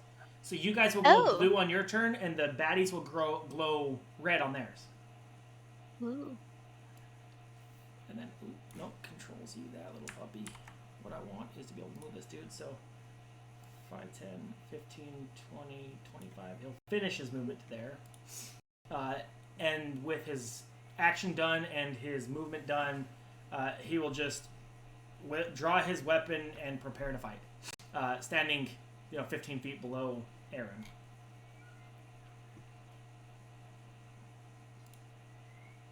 Ashra, your turn. I'm gonna start off. I'm so excited. I've never played this subclass before. I would like to start off bonus action, expend a starry form. So specifically the archer. Okay. So basically, I will have for the archer form, I uh, kind of like half turn slightly into the constellation of an archer, and while the form is active as a bonus action on all of my turns, when it's active, I can make a ranged spell attack on a bonus action for 1d8 plus my wisdom modifier.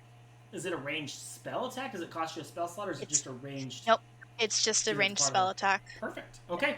And then it is your action to do that.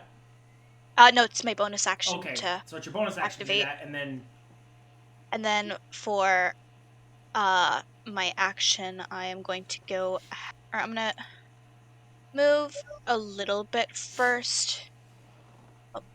Why is it not letting me move? Come on. There we are. I'm gonna move like because I will also be lit up with this. I believe it is. I have bright light for a 10-foot radius and then dim for an additional 10 feet. So you I do just that. kind of You exude I am that. glowing. Yes. We'll just do this. That should Okay. be. It's a lot smaller though. Yeah. Hold on. Let's Just do, to move let's a do little this. bit out of the Light. way, You and then said I'm going to 10 and 20. It's 10 feet of bright light and then an additional 10 feet of dim light. Or, yes. And then I'm going to That did not work. use.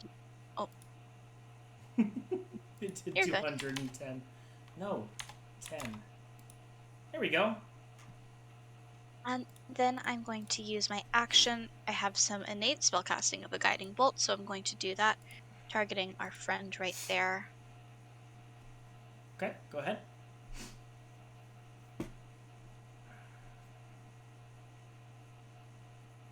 It's a 23 to hit. That will hit. Beautiful. And it's our guy closest, right? Yeah, I targeted him. So that is 18 radiant damage. Okay. Poof. That's my turn. Fantastic. Okay. Atorin, your turn. I am going to target, I think his name's Redrick. Redrick is the closest With- one, yes. Yes. Going to target him with Toll the Dead. Okay. And Wisdom saving throw, All right. DC 14. We'll just do it the old-fashioned way. Wisdom saving throw.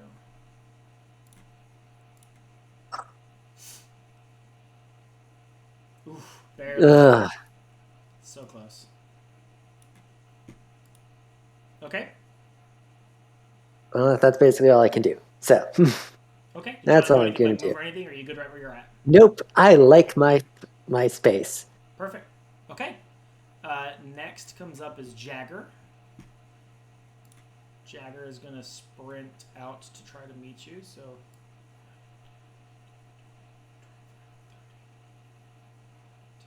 15 to here, but that's movement and action to move again. So they're done. And then they'll draw their weapon too during the charge. Daedrin will do the same.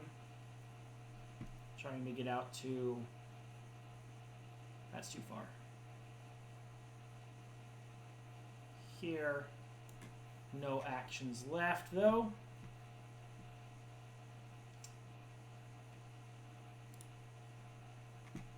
Off in the distance.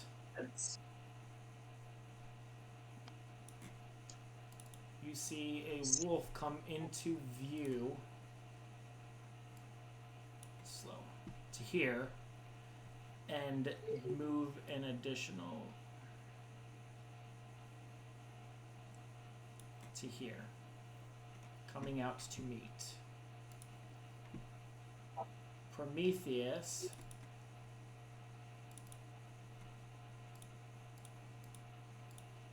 will pull out a heavy crossbow and attempt to shoot at the flying creature here in front of him.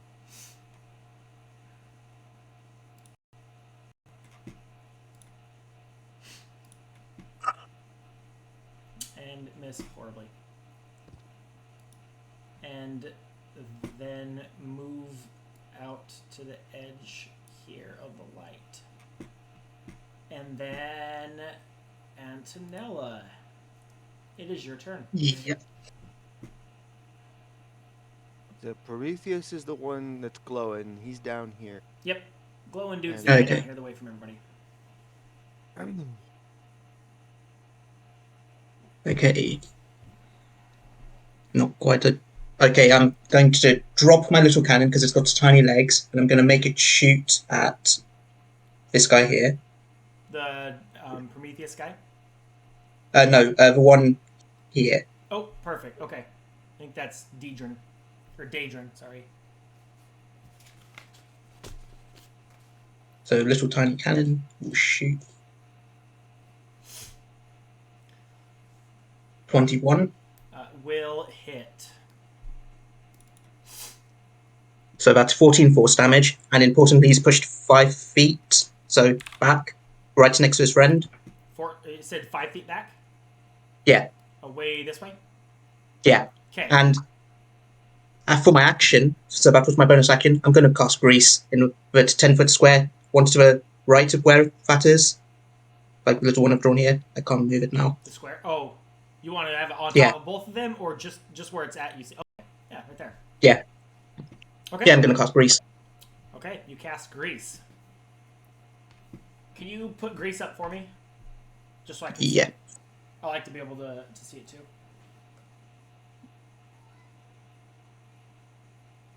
I enjoy the material components for that spell.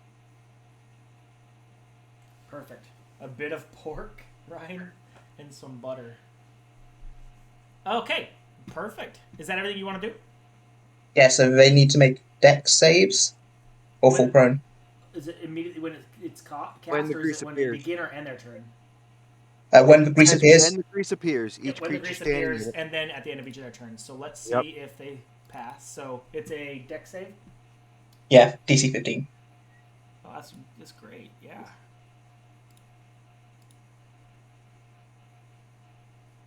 So One fail. this guy is, let's put on prone, and this guy, come on, Jagger. There we go. I got it working. It's like frozen or something. Will also fail. So he And- does indeed Told you. not. Yeah, have they're both those, prone. And for my movement, I'm just going to intercept the wolf. Sounds great. And that's me. Except wolf. Both are prone. Okay, it is Wolf 3's or 2's turn. It says 3, but it's 2. He'll come barreling over here. Roof, roof, roof. Approximately.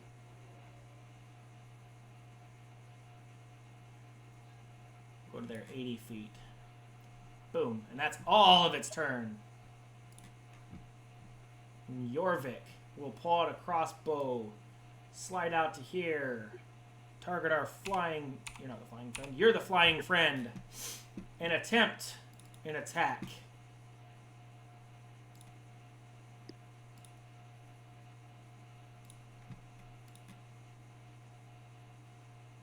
Am I making it too easy? It's okay. I mean, I'm scared as heck, and I'm feeling very relieved every time. So, Yeah, you know. well, I don't want to ruin this for anybody, but that's about as high as I roll, so... Alright, well, that is all my turns. It is back to the top of the round. Aaron, you're up, flying 15 Alright. feet above everybody. Yep. So, let's see.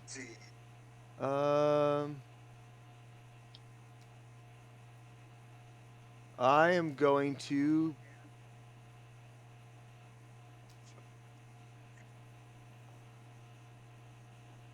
What's the distance?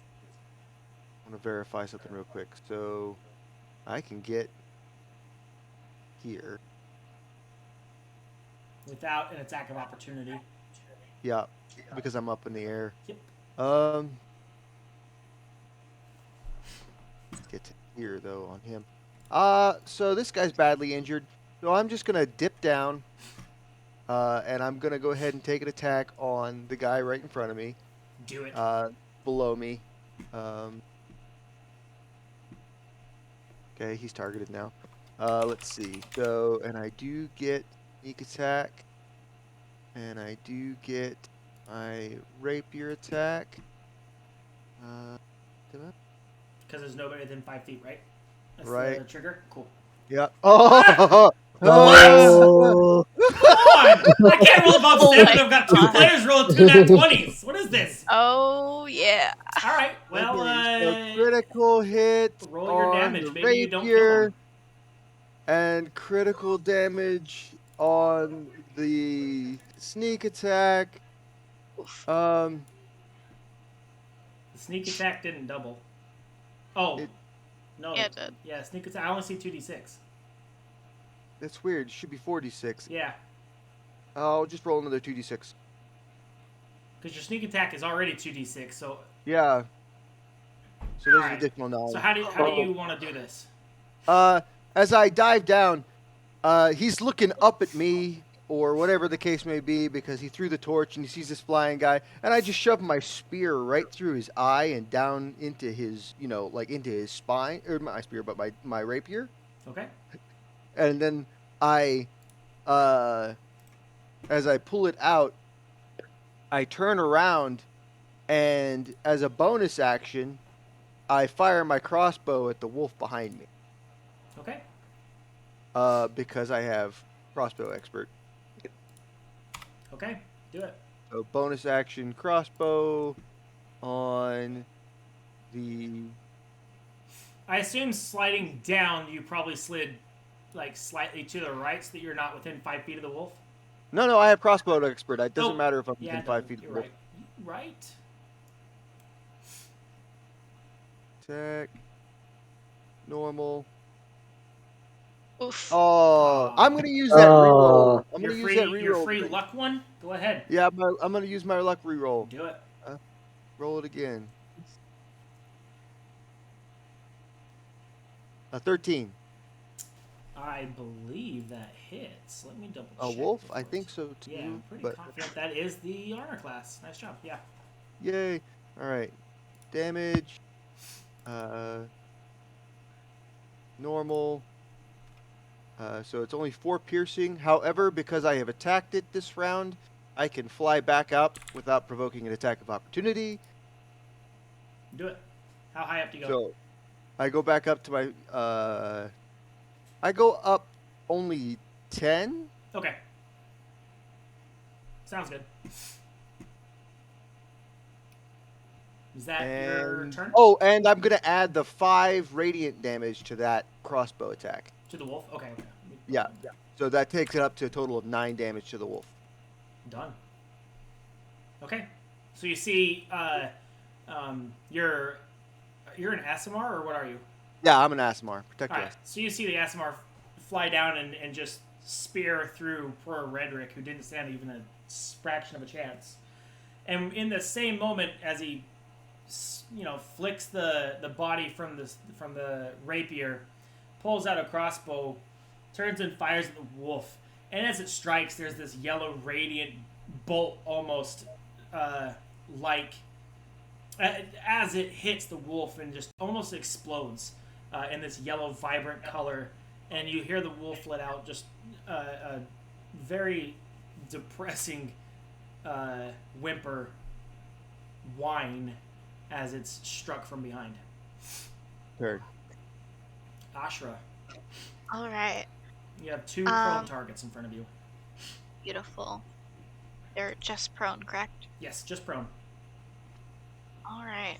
You could make them restrained.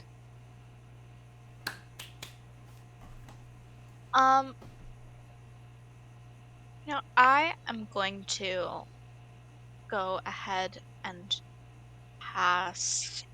Let's do a poison spray cantrip on this one that is badly injured right in front of me. That actually would hit both of them. That's because of the a card. target Oh. attack, right? I think it's a target attack. Let me Yeah. double check it. If you Yeah, wanna- it just says a 10-foot range. Let me. Yeah, because that'll put you. Well, it'll put you as an even roll because they're. Well, no, it's a ranged spell attack against. Oh opponents. no, it's not ranged. It's a con save.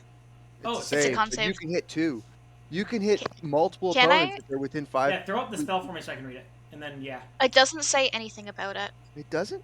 Am I thinking of No. Acid Splash, maybe? I Yes. think you're thinking of Acid Splash. Yeah, okay. Yeah, because it says towards Easy. a creature Make you can see within range. Constitution saving throws. Yeah, you're right. So I'm gonna do the one that's already badly injured. Okay, and he will. Nope, not an ability check.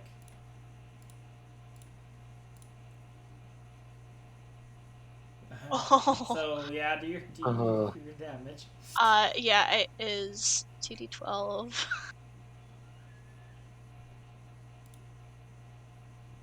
Maybe 17 poison damage. So explain what this looks like, because there's zero. They just kind of raise out their hand and just like very easily just like blast with a little bit of poison. Bit of a kind of darkish blue tinged poison. Just one and done. And then for my bonus action after that, actually, you know what? I'm going to take the opportunity attack and move back 5 feet. They can take a disadvantage attack Yeah. or opportunity because they're prone. My AC is 15.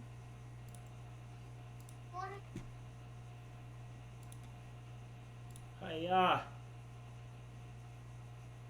Double Nice. 6s. Woofers. I mean, that's how I roll.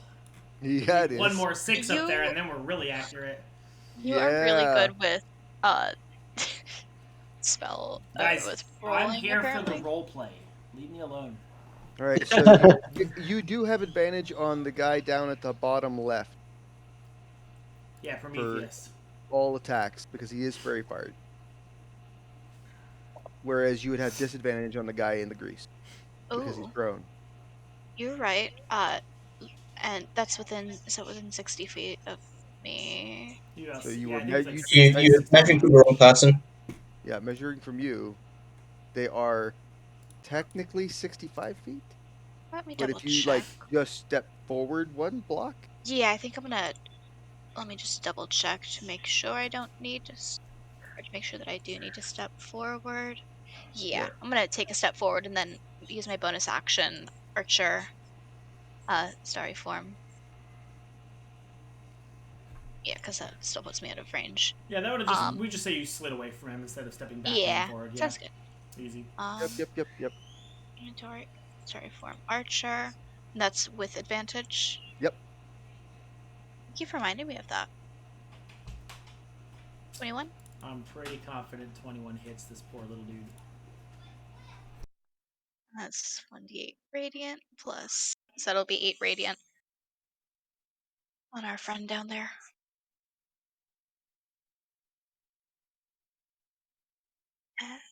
Yeah, that's all I'm gonna do.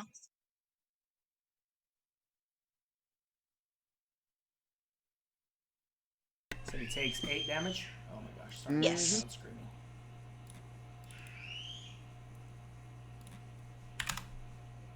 All right. Easy maths. All right. Is that everything? Yes, that's my turn. Okay. Atorin. All right, Atorin. I want to say this correctly. Atrin. Atorin. You're turn. saying it right. Good. It's time for Chromatic Orb. Oh. Okay. I'm gonna do Chromatic Orb on this unfortunate fellow down here. The advantaged one. Yes, the advantaged one. He's done. Let's just call it what it is, guys. We'll see. Let's go with lightning because lightning's fun. It is fun. Let's roll. This is advantage. What do we get? That does hit. Yay! Oh, I don't actually have an attack option. Oof. or damage option. Okay, what is this? It's 3d8. I can do that.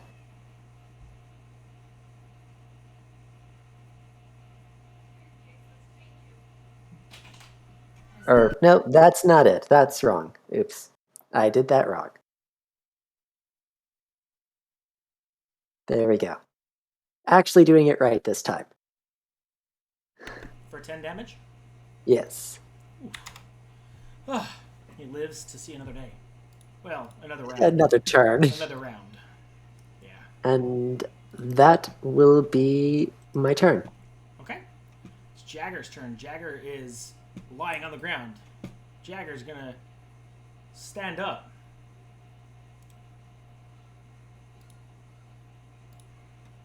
So he's not prone anymore.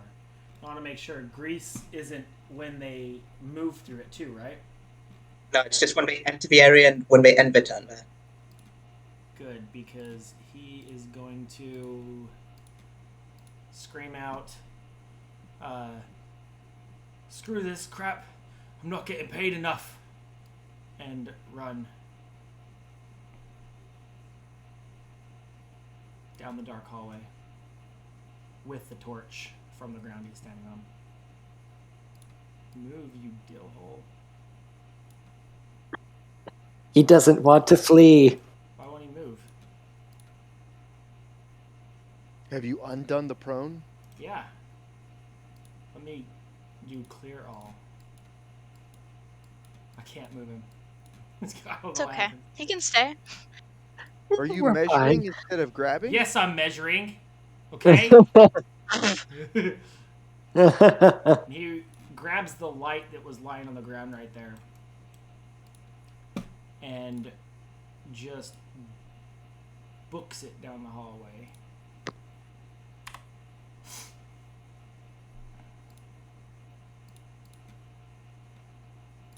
And that's his turn. Wolf 2 will attempt to attack. It's a big attempt, but because of pack tactics, he gets advantage. Big ask. Will it help the roll at all? It does. It It surprises him. does. Ah! I did something. I will guys. shield. Oh. Oh. Okay. Oh. Well, I didn't want to do anything anyway. You know. So with I'm shield, just helping. with shield, Zach, you're doing amazing. you know, I'm just here for the story, guys. You guys are writing it. He attempts to bite you. So as he lunges, you can see this is. I mean, he's gonna get you, right? And you cast shield, and as he goes to latch onto your arm, the shield just pushes outward from your extended hand, and as he's like biting down, it pushes his mouth right back off and pushes him away. I'm not gonna say back, but away, and does not get to bite you. So that's his turn. Prometheus feels the same and runs 60 feet out the door. Oh.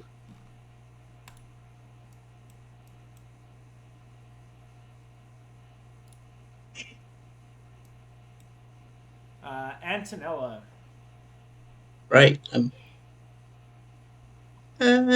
gonna actually. So I dropped my cannon around here. Yeah. So that can still make attacks And without. I would say that if you wanted to shoot at Prometheus, he's not 120 feet, and I think you said it has a range of 120 feet, right? That is correct. Then he is still within range and still visible. That will hit.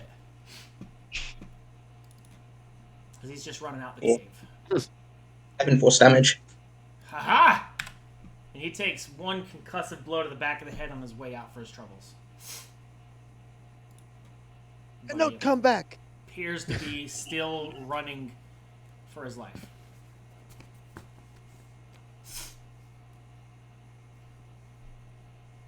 Oh well, I tried. And let's see. I'm just going to risk it and just move back 5 feet and see what the wolves do.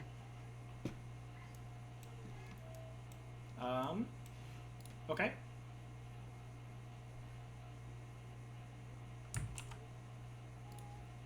Have the wolves attacked me at all? They have not. So Okay. I see that.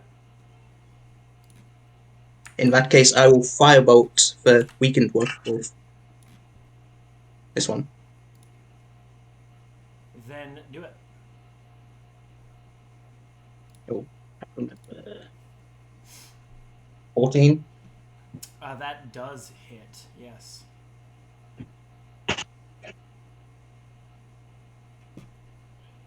Holy sh! Some bad rolls, but 8 fire damage. To wolf 3, right? Hmm? To, Yeah, the injured. Yeah, the injured wolf. The one. Yeah. How do you do it? Roast wolf. Yep. And he is a smoldering pile on the ground. Yeah, you were right at the border of the lights. You're out of their vision anyway now. Mm. Yeah, I'm going to stand there and just leave a blocker for I think Ashra and wolves have Thorin. have low light vision, so they probably would still be able to. Fun fact: they do not. They don't. Not. I mean, at least not on their character sheet. Weird. Yeah, I know. I was disappointed with that too. I was like, well, I can't see in the dark. Guess I'm gonna light shit up, and it didn't help. So you know. Okay. That is the end of. Although, Ashra is still shedding light, technically. Yeah, I have Just 10. circle as well. I mean, maybe I need to. Hold on. Maybe I need to change this to. Yeah, maybe it's just 20. There we go, like that. yeah, It like doesn't in the old distinguish circle. between- So it doesn't distinguish Yeah. between light and dim. We have to do that ourselves. Yeah. It just does a shed of light. So I did 10 bright and then 20 dim. We just see 20 feet. So I guess you're not Cool. hidden. Okay, it's Jorvik's turn, and seeing the battle not going his way, we'll run 30 feet and take a pop shot.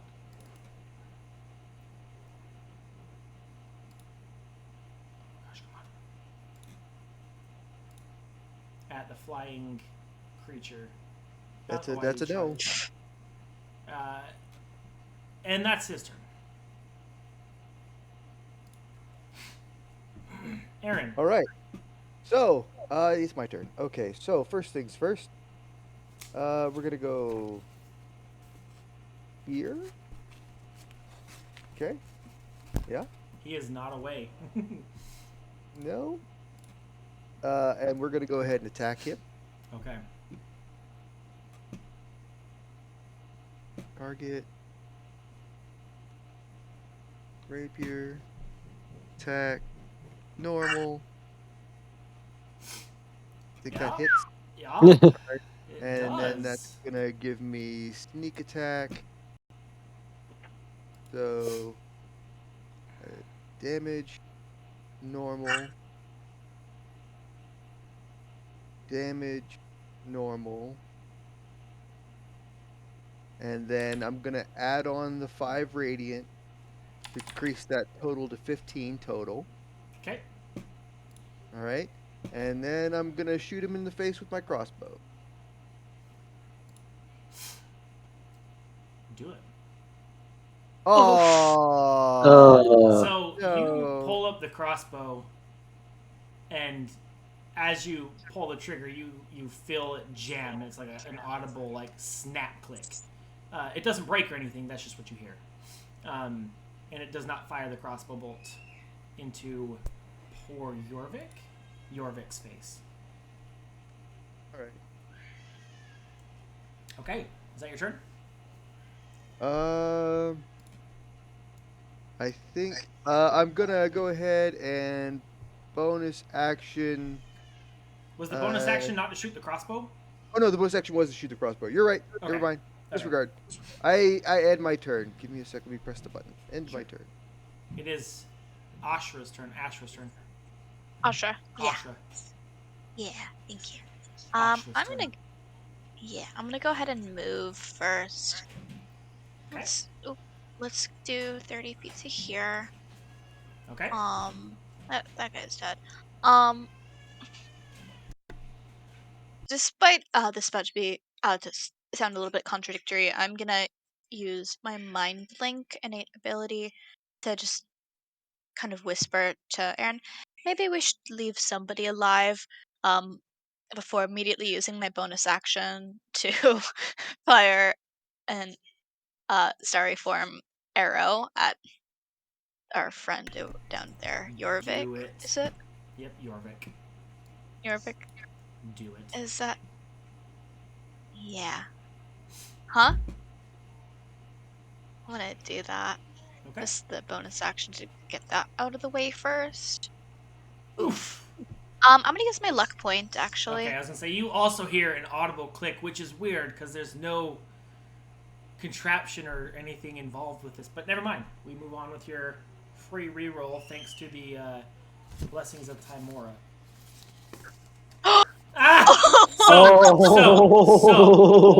So you fire your bolt, your shot. It's not a bolt. It's your starry archer. But you fire, and just like with Aaron's, it feels.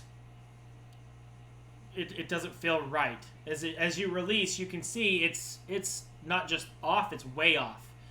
But in a last second weird, you feel overcoming you this almost sense of man, there's no way I can miss this. Like nothing I do can possibly go wrong, and it realigns itself mid shot as it angles back, curving around your companion to strike Jorvik. Yeah. For 9? For 9, yes. And then as well, do I need to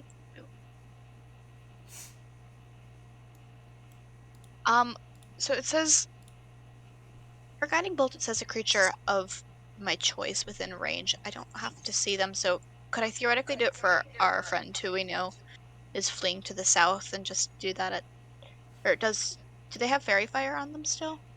Yes, they do. I believe they do, because it lasts a certain time. And the guy fairy fired is only maybe 60 feet out the cave. He's not far. So even though I can't quite see him with the fairy fire, that would technically even it out? With the fairy fire, you'd be able to see the little glowing... You wouldn't see necessarily them, but you'd see the form off in the distance. Okay, I'm gonna do a guiding bolt then at him, using one of my innate uses, just because I also do have a spell slot. So I'm gonna do it. that.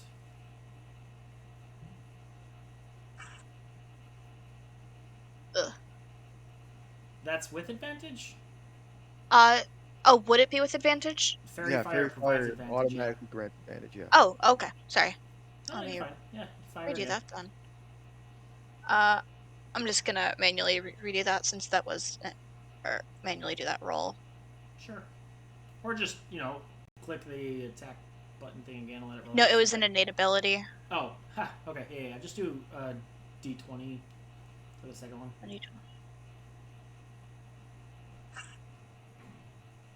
Yeah. Oh, Much better. 26?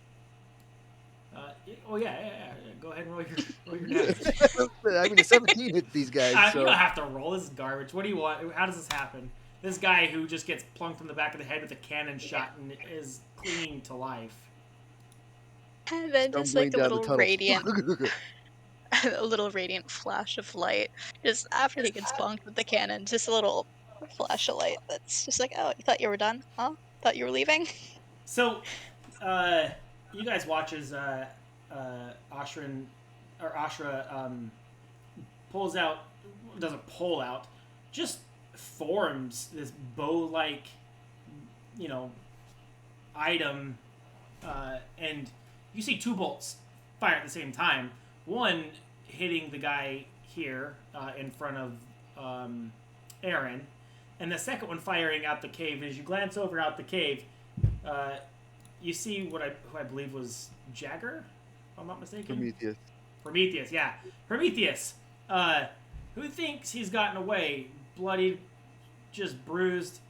Pretty sure he had some broken ribs, maybe a gigantic, bowling ball sized lump on the back of his head, and this arrow from Ashra flies out, strikes him, and you see from the sky almost like a lightning bolt, just streak down, strike him, and dude hits the ground. Dead. Oh, sorry, my mic was off. And then just once again with the mind link to Aaron. Once again, I think we should maybe try to keep somebody alive. And that'll be my turn. All right. I want to chill touch this surviving wolf. Okay. Go ahead and chill touch a wolf.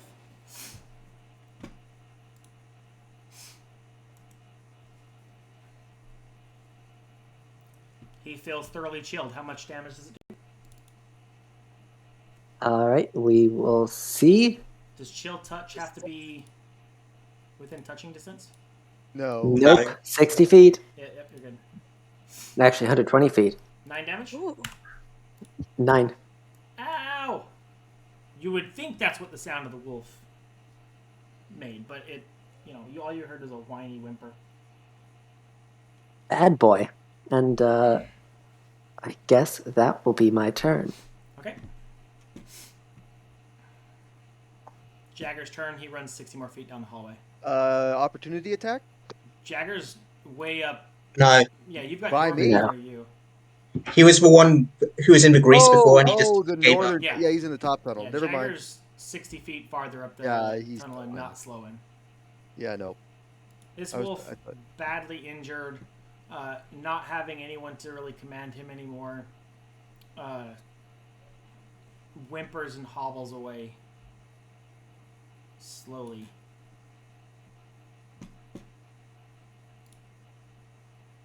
It is Antonella's turn.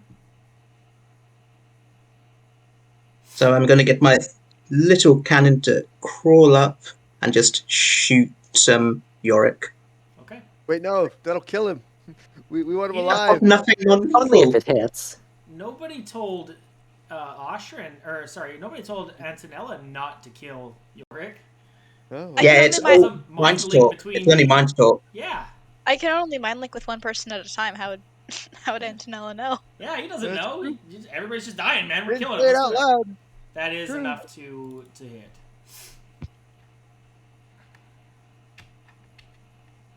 All right. Well, yeah. Well, how do you Team do force. it? Oh my god. He just internally bleeds too much, and he just dribbles out a little from the mouth. Yep. You He falls the over. concussive force Ugh. striking him in the chest knocks him to his back, and the head rolls over, and yeah, you see bleeding from the eyes and mouth. He's dead. You can interrogate the so much wolf. for 'Cause leaving you're, someone alive. Can you talk to animals? I have speak with animals. Do you really? I was making a joke. but- Yeah. No, I do. That's one of my prepared spells. All right. Or it's- Well- I also can ritual cast it either way. It's Yeah, up the to you wolf is- guys. Looks too pathetic to burn alive, so I'm gonna. Are we allowed to move around now? Yes. Let me end combat real quick. Yeah. Oh, and I will drop concentration on grease. Okay. I'm gonna begin to ritual cast. 1 second. I'm gonna begin to ritual cast speak with animals. There's also a horse over here, Ashra. You can talk I to the can wolf and the horse, perhaps. speak with gonna- more than one. And the wolf does hobble over to the hay here and lay down.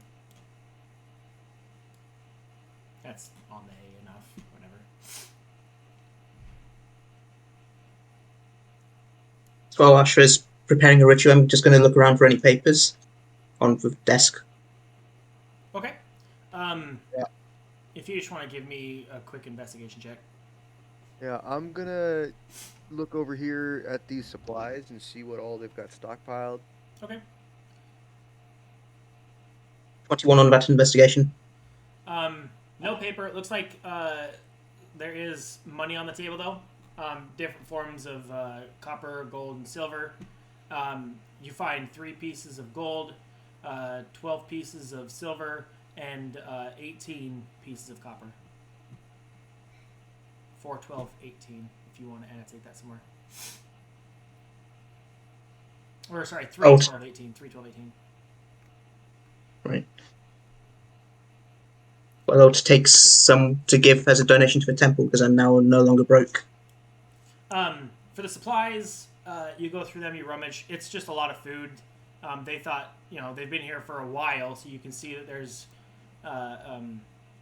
different levels of freshness to some of this supply here, and they've been going through it relatively regularly. Are you guys looting any of the fallen?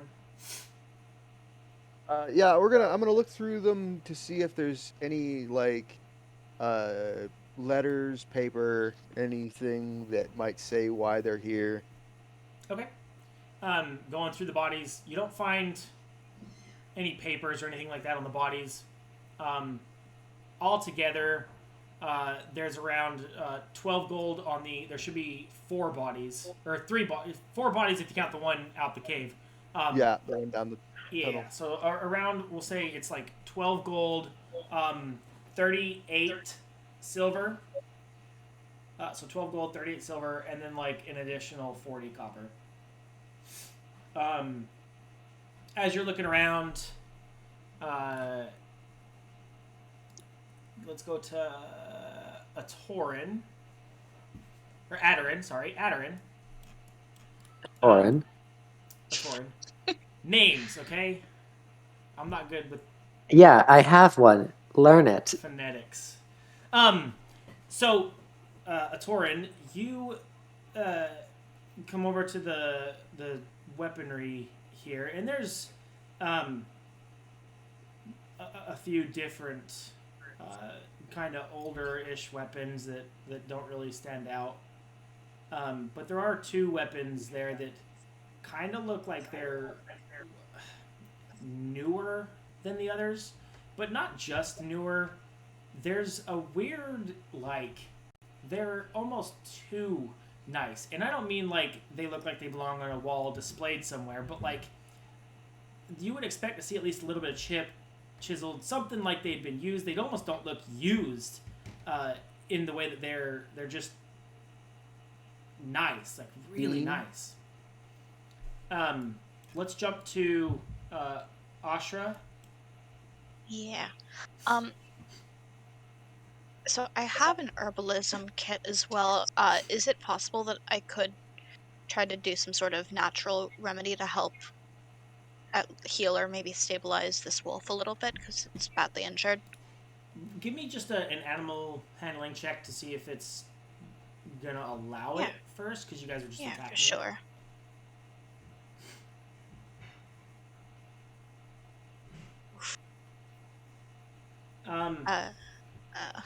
It does seem pretty scared of you, and when you just you reach out to touch it, it does that not trusting, half snipping type. It's got a vibe like, don't touch me, please. Don't touch me.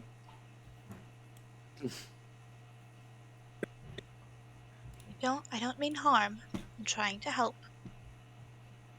It'll be all right. Will you let me help you? And you're talking to it? Yes.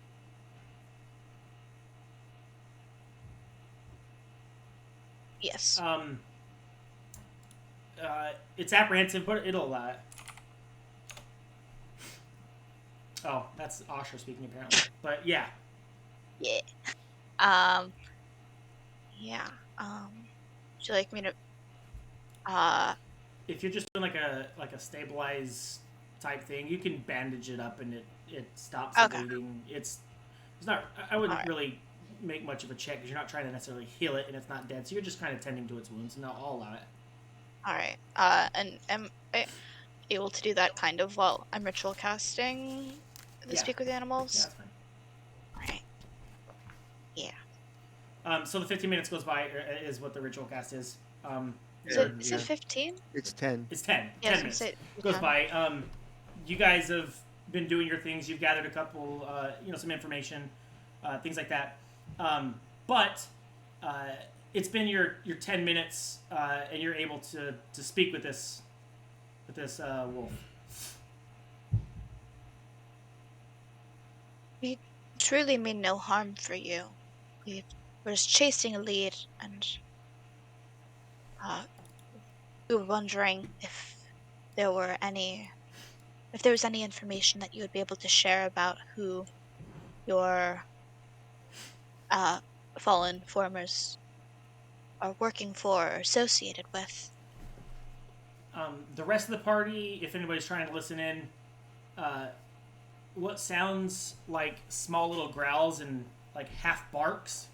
But Ashra, he says to you, "You mean no harm, but your actions speak otherwise." We mean no. I'm aware. I'm trying to help. I would like to salvage. Uh, I don't know what you mean by hire or The working for. humans. And you wonder. They're Go ahead.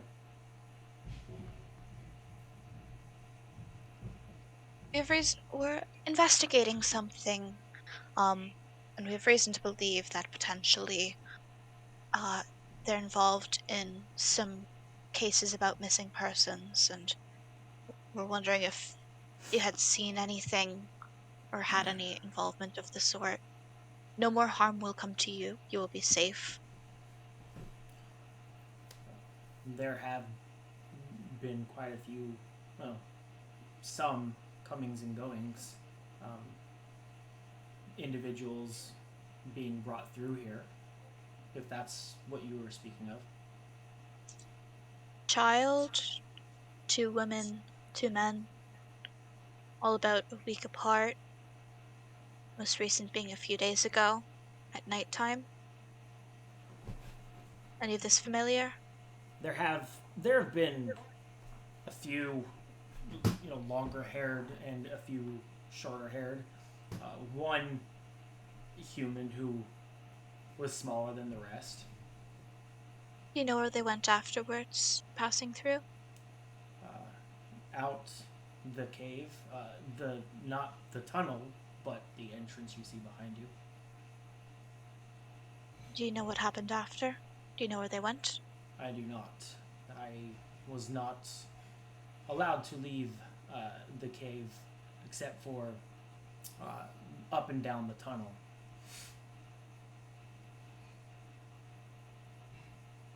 There is a horse nearby as well, correct? Yes. Yep. Do you know if your other 4-legged friend would know? You can ask. Thank you for letting us know.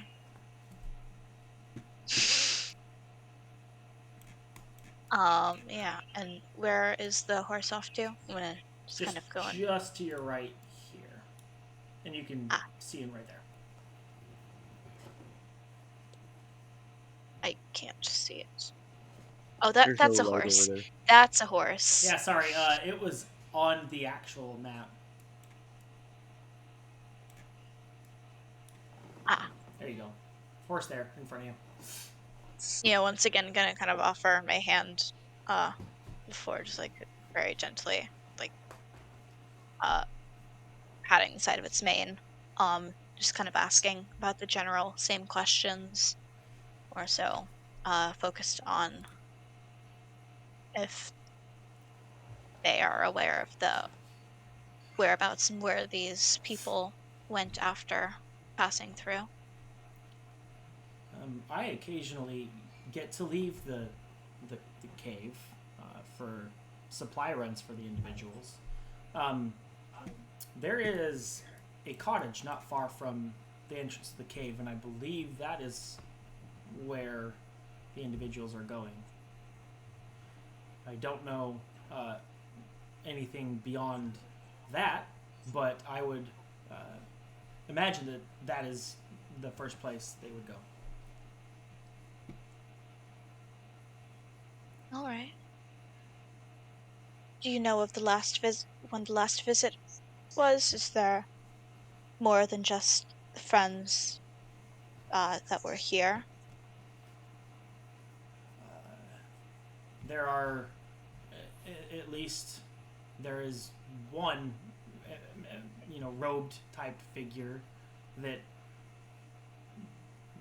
never used to come, or never, frequents the cave. I've seen them one time standing on the deck of the cottage, but that's about it.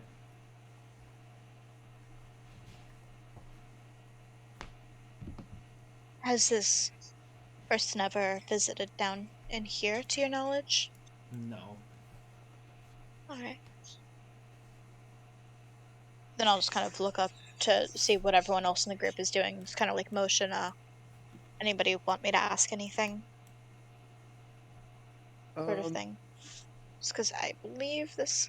How much time does this have? So you relay about the This. cottage and everything? Yeah. 'Cause, 10-minute duration on this spell. Yeah. How many more people are in here? Yeah, the number of people that come through, is it just the 5 that were here plus the one in the cottage, or are there more? Yeah, just everything that they ask. I'll ask. Okay. Or Yeah, and he relays back that due to unforeseen circumstances, there may or may not have been some people removed from the cave. It might have something to do with the fact that you're missing a 5th person, but no.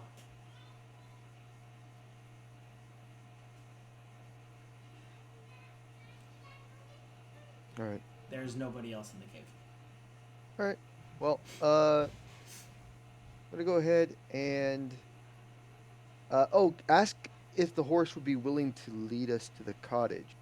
I'm gonna Oh, yeah. strip the cloaks and things off of the bodies, and uh, dispose of the bodies. But I'm gonna see if we can take these 4 cloaks and dress ourselves up in cloak garb as such, and travel with said horse, blah blah blah, towards the cottage in a sort of disguised manner. Okay. The horse. I mean, he agrees. He can lead you to the cottage. Mm-hmm. Yeah. All right, who's ready to get in costume? Um, so you guys, did you want to do? What else did you want to do in here? I know you guys have looked through the bodies. You grabbed the monies. You grabbed some of the clothes. Can I actually, because I never actually did anything more with the 2 weapons here. Yeah. Can I actually look at those, like cast, detect magic or something or whatnot? Sure. Yeah. If you want to cast detect magic, Boop. the 2 that you saw that just kind of weirdly stand out, they're definitely glowing. Ooh. What type of weapons are they? There is a rapier and there is a short sword. Okay, not of interest to me, but I mean, the rapier would be rather useful to me, as potentially with the short sword. But if someone else wants the short sword, by all means. So I'll snag that rapier by all means. Okay. And it doesn't take. It's what like it's supposed to be 30 minutes to identify, right? Now, if it requires attunement, you can attune over a short rest to determine, and also you can determine the effects of an item over a short rest. So if we take a short rest here, we'll be good. All right, it's up to you guys if you want to try to. You don't need to attune to it, but I think it still takes some work to identify. But you Yeah. know it's magic, so if you wanna use it, you want me to? Do you want the rapier? Yes, please. All right. Yay. Check your inventory, Yay. and Good. then did anybody want the short sword? Can't use it. I Well, don't if think I know anybody, how to use. the Nah, I can only use simple weapons. druids can only use scimitars, not Yeah, short no. swords. So I mean, I could use it as well, but I'm not gonna dual wield a rapier and a short sword. That's I just think that would look ridiculous. really cool. We might take it and sell it. You can do that. Want to just do that? Yeah, we'll take it and sell it. None of us Let can me, use it. There you are. We had a paladin. Yeah, yeah. It might have been geared for I don't know some additional people. Actually, it's not really fair. I'll be kind. Do any of you guys use weapons at all? I have quarterstaff but I would be casting Shillelagh on it. Yeah. Okay. I don't- What about ranged weapons? I mean, I've got I can use, but I do not have a light crossbow. I've got my hand crossbow, but All right. I mean, I can make my own +1 weapons. Yeah, I mean, realistically, it doesn't seem like it matters. It was supposed to yeah, be for your paladin, who's not here. So not here. yeah, It's okay. We We'll forgive just- Well, him. if he was here, he would have got a +1 weapon anyway. yeah. All right. So you've got the weapons on you, Aaron, Aaron. The horse agrees. He's willing to lead you guys. He takes you out down. So we're gonna take a short rest. Anybody need to recover spell slots? For those Ooh, of you that can. I'm going to recover Give one me of like my give me like 1 Sorry, minute. You guys can Florence. RP and stuff here for a second. Give me 1 minute. Okay. All right. I guess So- it's time for arcane recovery. Mwahahaha. Yes. Yeah, you see my little tiny flask cannon sort of just fail, and I just, not again. They only ever last an hour. Yes. Unfortunate. That's okay. And my wings fade away, and it's like, yes, well, I can only do this once a day as well. So I feel you Yeah. there, my friend. And my light just kind of goes, oh. My light goes out. I'm like, well, I can't see anything. So here's what I'm thinking. So there's this robed individual in a cottage a little ways away. They've been doing something with the people, whether they, whisk them away or something, but they've been being taken to this cottage, according to our horse friend here. So I say we dress ourselves as bandits, or at least a couple of us, right? And have maybe one of us, quote unquote, trussed up on the back of our horse friend here, be taken as a delivery this evening. Yes? Um, Obviously you wouldn't actually be tied up, be Hmm. on, fake tied up. I could, if you deliver me, once I get in range, I could cast blindness on them. Indeed, things like this. But we approach the area, in I think disguise. Torin and Aaron, you should be the ones in disguise because all these people they hired were male. So myself and Ashra, Well, no, you know, not necessarily. I mean, because they took two women and a child as well. I mean, But with the Torin appearance of the pass for cloaked a figures, it's child. about due for the next delivery, right?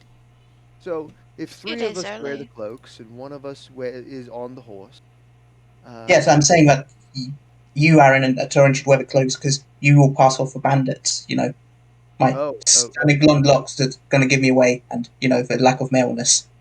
I,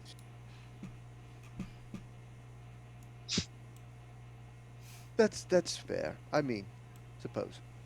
All right. So I get me and Ashra and Atorin all dudded up cloaks. Okay.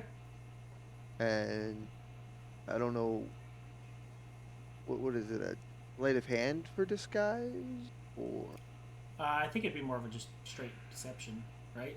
Like if Yeah. you're I'd trying to say deceive just somebody to oh, believe. deception? If you're Oh trying yeah. to make somebody believe that you're somebody you're not, Okay. I mean to get the costume. you guys can just get yourself dressed. Okay. All right. Yeah. So all right. Zach, All right. is the Fair. stream So when working? we get there, we'll have to deception. Does this disadvantage spells at all? I don't know. Putting Probably these not. The on. cloak, it's not armor. Okay, good. Just wanted to check. Just a costume. I mean, if you guys want extra rolls or something, I'd be like, give me a sleight of hand to see if it looks good. Oh, cool.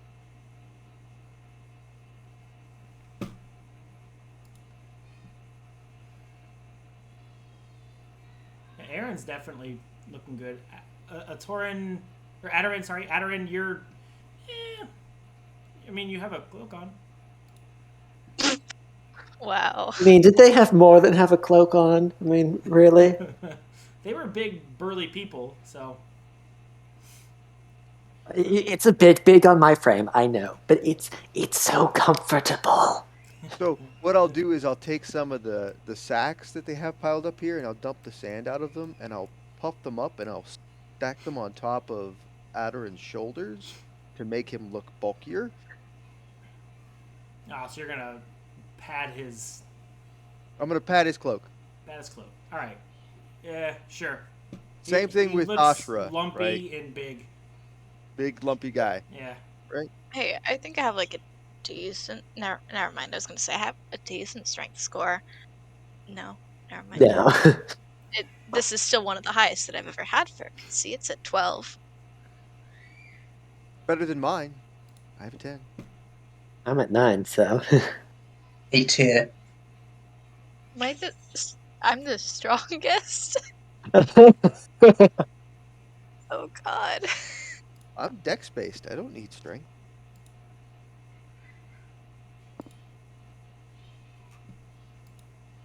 Anyways, You guys, I mean, you're as ready as you're ever gonna be. You guys ready to go? Right. Yep. All right, cool. So, little narrative. As the horse leads you out, walks you through just a little bit of foresty path. It's not far. It opens up into a little clearing, and a small cabin sits at the edge of the tree line. It doesn't look as though it's been used for many years, and a portion of the roof is collapsed over what appears to have been a small living quarter at some point in time. There are no windows left intact, and the overgrowth has reclaimed much of the exterior, with ivy climbing up most of the walls.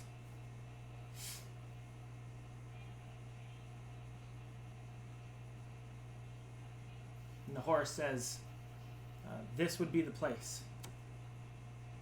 So as we approach, Has it I'm been, going to, in my gruffest, most bandit-ish kind of tone, I'm like, "Oi!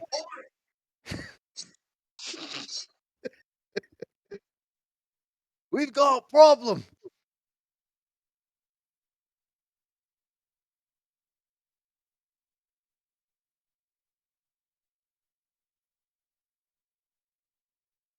Calling out to the cabin. Am I being heard? I hear you. Yeah. Zach? Oh no. We lost Zach.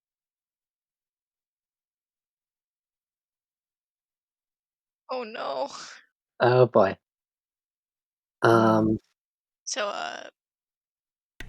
Apologies, I had to step away for just a half a second. I had a Oh, phone call. God. oh, you're Oh, good. we thought we lost you. No, and it's like, sorry. oh. I got a phone call, and I was So- like, oh, it's so not. It's as going to be one of those, we- like, scammers, as and we it said get- Hawaii, and I was like, oh, crap.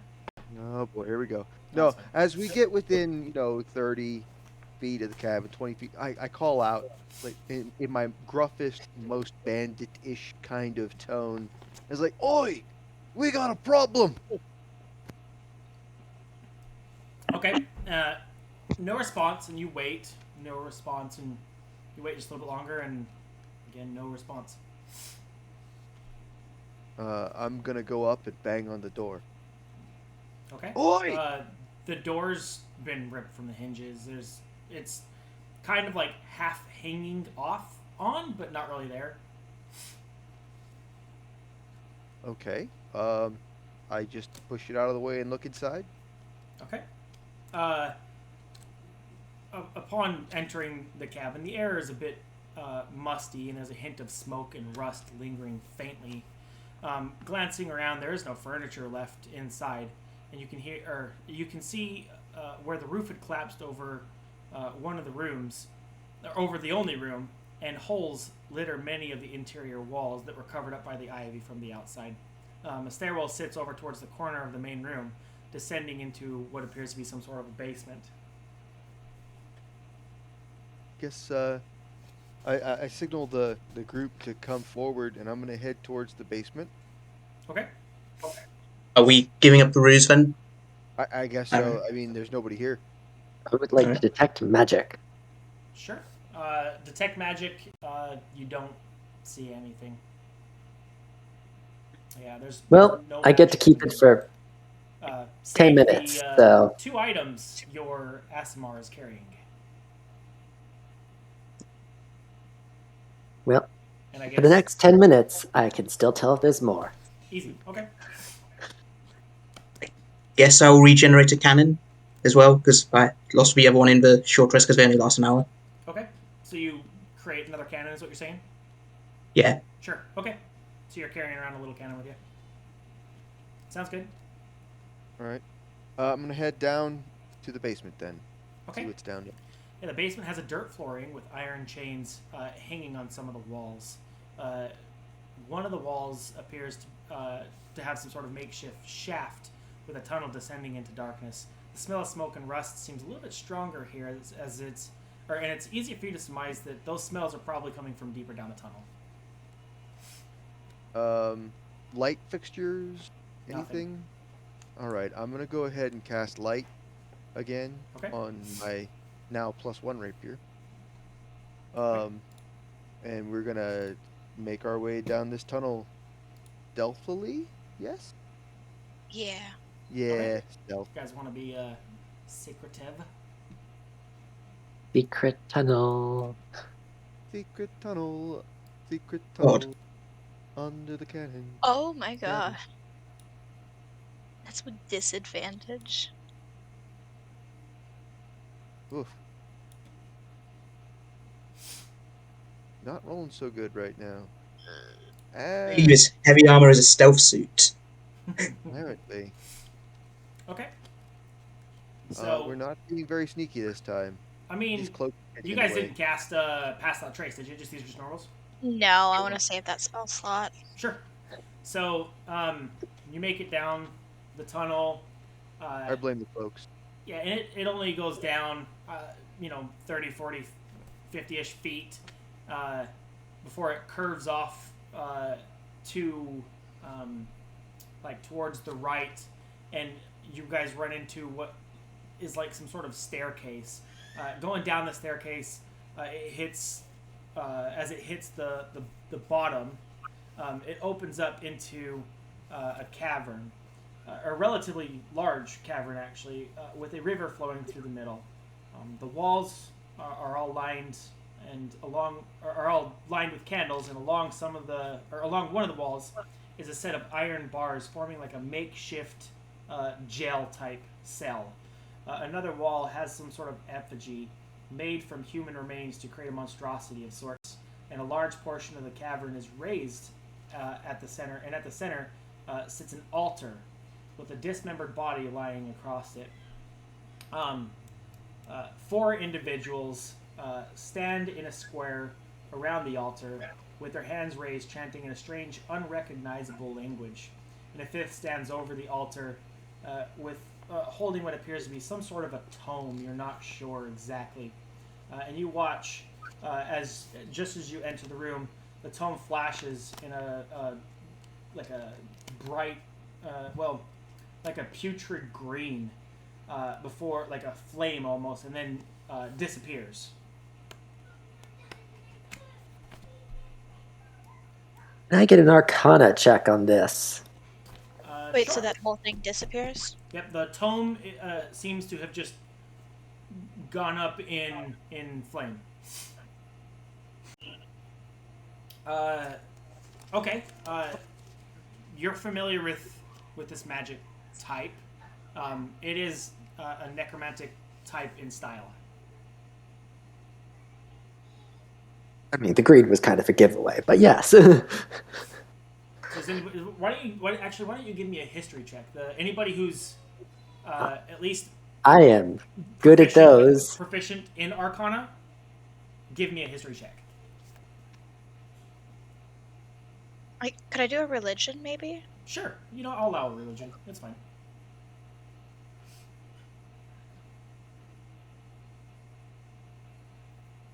Okay. I would say probably not Antonella, but the other two. You're not 100% confident on exactly what's going on, but I'll say for a Tauren, I keep saying it wrong, Adarin. For Adarin, this is you've heard of this, not exactly what's happening, but you're familiar with this practice. This is the creation of some form of golem. As you've heard of stories and are magical items that are consumed in such a way, and you surmise that this was the creation of some form of, like I said, a golem. Is the detect magic picking up anything for him? From where he's at, no. I went on sabbatical to get away from accidental summonings of the undead. Yep. And as you enter the room, because your stealth checks weren't superb, upon the completion of this, what seems to be a ritual, and you see the enchanting stops, you kind of shuffle in. A couple rocks are kicked, and one of these individuals glances over and sees you, and hollers out, "It's time!" And you see as for the four surrounding the one in the center rip from their necks some form of a necklace of type and crush it and throw it to the ground. As soon as it hits the ground, there's a green puff of smoke that takes the form of a skull before dissipating. And that's where we will start our combat. Are we supposed to still be at the cave screen? Nope, I'm going to move you over right now. Cool. Sorry. You. Let me... You're good. Oh my gosh, there it goes. And you should be moved over. It's loading. Ooh.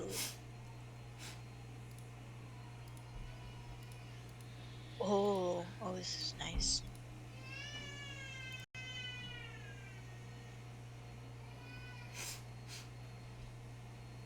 All right, and roll initiative time. Yes. And I still have that plus 1d8. Yes, it lasts for 8 hours. Yeah, I was going to say, I think you said it lasted for 8 hours, so yeah, you should. Nice. That bumps me up to 19. And I'm going to... Nice. do...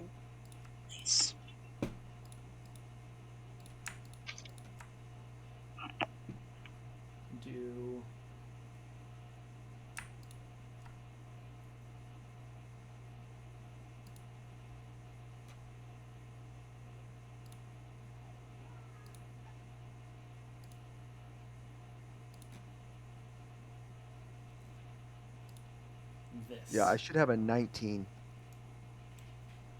Should have 19? Yep, because Yeah. I actually rolled an 8 on my d8. Yeah.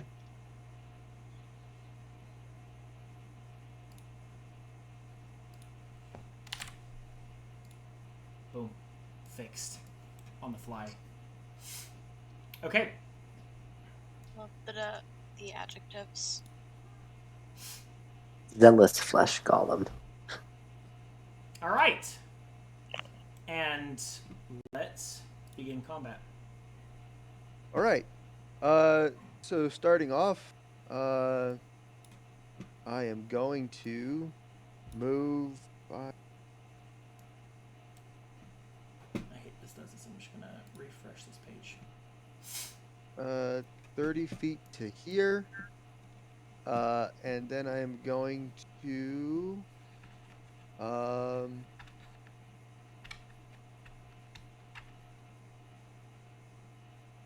goodness.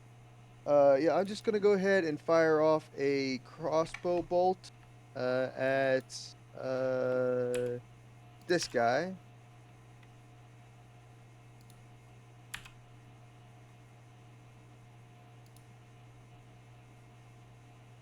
Which one? The southernmost. Ah, okay. Go ahead.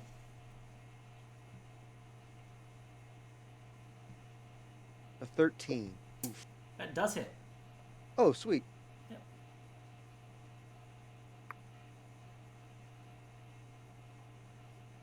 5 points of damage. Okay. And then I will bonus. What have I done? I'm an idiot. No, it's fine. I will bonus action give a bardic inspiration because the other one would have worn off by now. Yeah. To Antonella. Antonella, you get that D6 back again. And yeah. Then I will end my turn. Okay.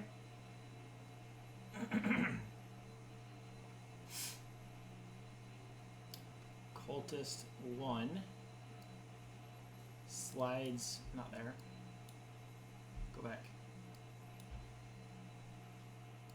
Cultist 1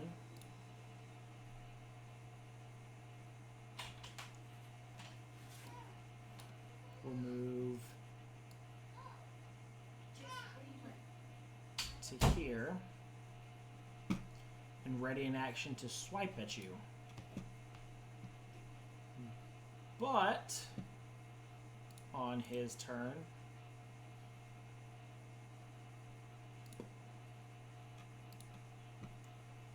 you see a little zombo pop up at the end of his turn.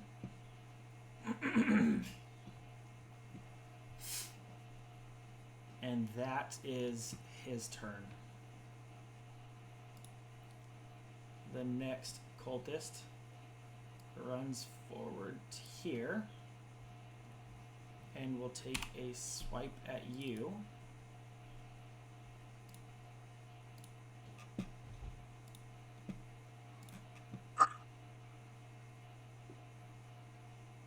$13 hits. 13 hits. It's like first damage of the game. Oof. It's not a lot. Watch this. Take your 4 damage. Hiya. And then at the end of his turn, another zombie rises from the ground.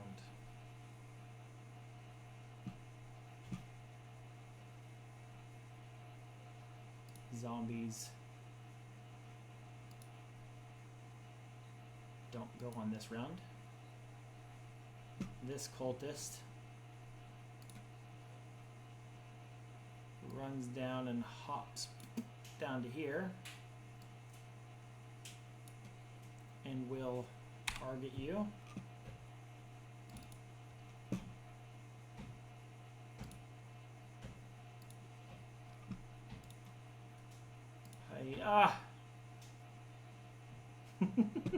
Oh, that's Ah! And then you see at the end of this man's turn, or this person's turn, you can't really tell if it's a man or woman.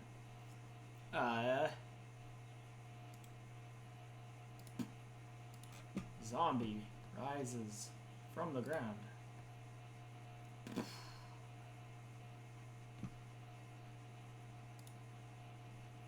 Antonella, your turn. Sure. I will move. Oh, I'm measuring.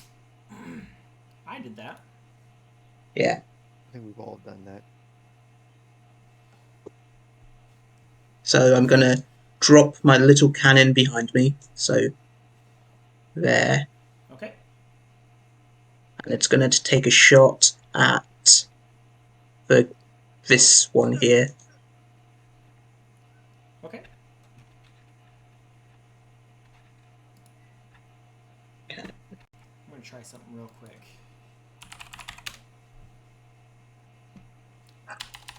$25. That'll hit. 6 force damage. Pushed 5 feet. Yeah. Is it just directly away from me, or can it be 5 feet in any sort of vaguely awayish direction? How does it read?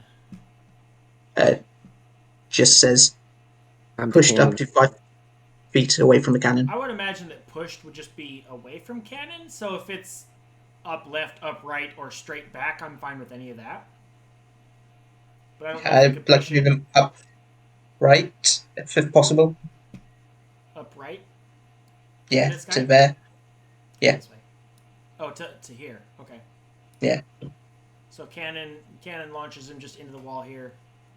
Yeah. Like staircase here-ish. And he kind of topples over just a little bit. And then I'm going to use my action to cast Grease again. Cast Grease.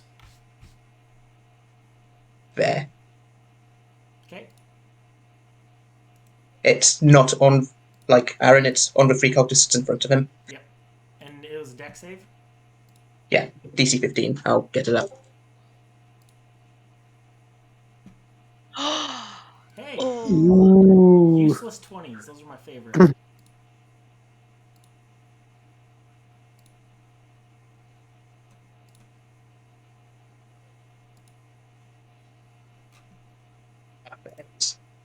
This guy is prone. You said it was a 15, right?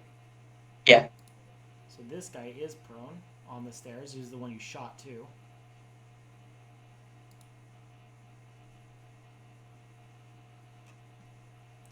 And this guy makes a dexterity saving throw. And he's okay. So it did trip up one guy.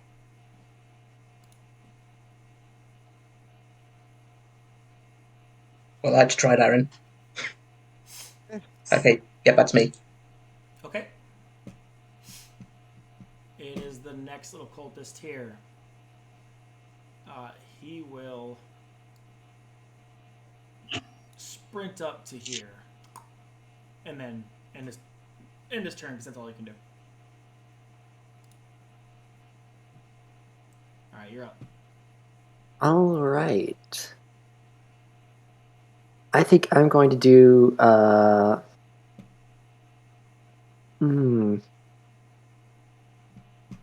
Yeah, why not? They're all in such a nice place. Let's do this. All right, we're gonna do. I'm gonna do Wither and Bloom on the 3 that are. In front? Yes, there. So they all have to make DC 14 Constitution saving throw, and Aaron also gets to heal one of his hit die. Is it based off the damage taken, or is it just? It is may roll one of its unspent hit die and regain a number of hit points equal to the roll plus my spellcasting ability modifier. Nice. One of my unspent hit die. So I lost 4. I'm about to gain back some. 8 fells. So the one in the back takes full damage. Is that what this is? Yeah. We'll take. Yes, 2d6 take full damage. So go ahead and roll the damage real quick, and I can start applying it. Oh, or did you already? I'm rolling it now. Oof. Upsetting. I mean, that was all the damage I've done this whole game, and you did it in one turn, so. you know. Well, true. And I did it to 3 of them, hopefully. Oh my gosh, it's so slow. All right, you get 7 hit points. Constitution saving I only lost throws. 4, so I'm full. Well, yeah. You got a +3 as well, though, from mine. Nice. 14 passes, right? Yes, Yeah. he passes. He takes half. which is rounded up, 1. so 2 damage. I round up. Yeah. I don't know if that's the popular consensus amongst DMs, but I always round up. And Constitution saving throw for this guy passes, so he'll also take 2. It was a lot cooler in my mind than it happened, but oh Hey, well. that was still 8 damage in 1 turn, which is more than I've done all game. Almost 3 times 8 as much. damage and 4 health. Yep, and you healed, so that's a good move. All right. Flesh Golem.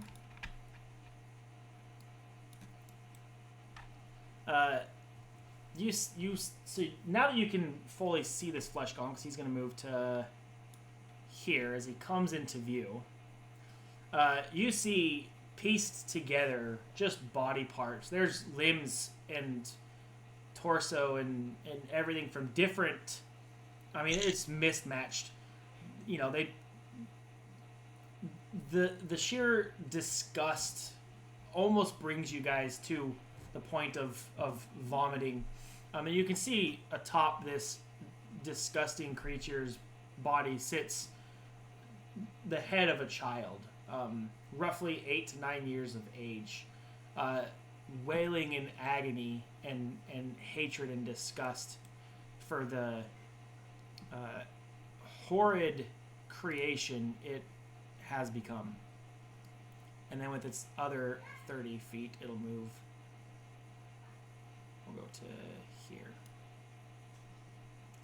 And that's its turn.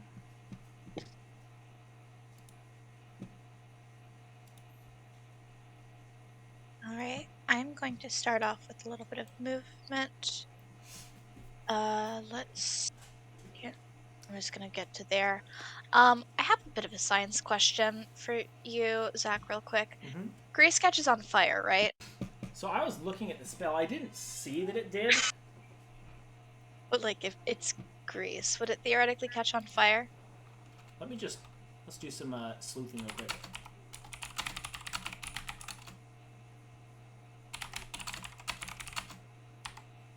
Because I feel like it probably should, but I guess it kind of... Nah, grease cannot be ignited. Ah, darn. Either way, I'm still gonna commit some arson. Valid. I've been waiting. Hold up. Actually, Jeremy Crawford might have something different. Let me just double check. Because Jeremy Crawford's kind of the go-to. If the grease Either spell way- created a flammable substance, the spell would say so. It does not, so no. Sorry. According to Jeremy Crawford, grease cannot. Even with magical fire? I mean, you can magically throw fire over there, but it's not going to magically light the grease, no. Okay, that's fair. Sorry. Don't worry, I have more flammable spells Yeah. coming up. Yeah. Well, I'm still going to commit arson. Either way, I'm going to, starry form my dragon form. Let me just paste that in. So a bonus action to starry form dragon. Basically, with the dragon form, Yeah, I know where this is going already. I don't like it.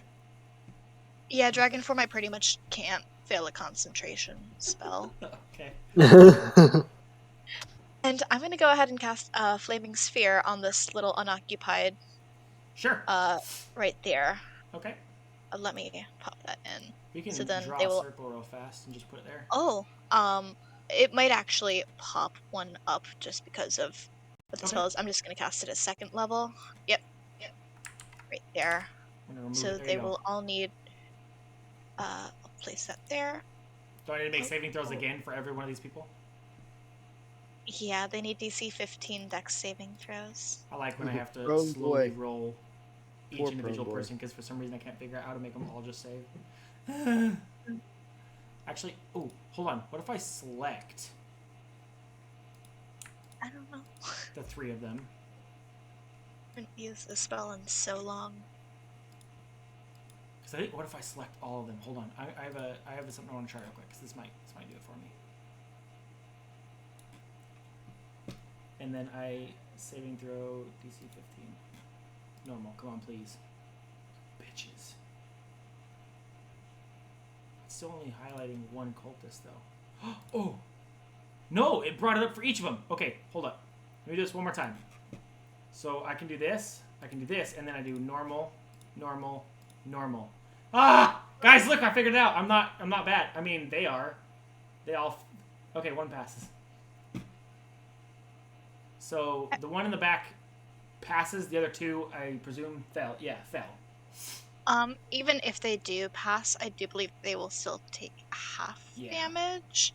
So it's still going to be 2d6 fire damage. But for the oof. It's okay, because that spell is not going away anytime soon.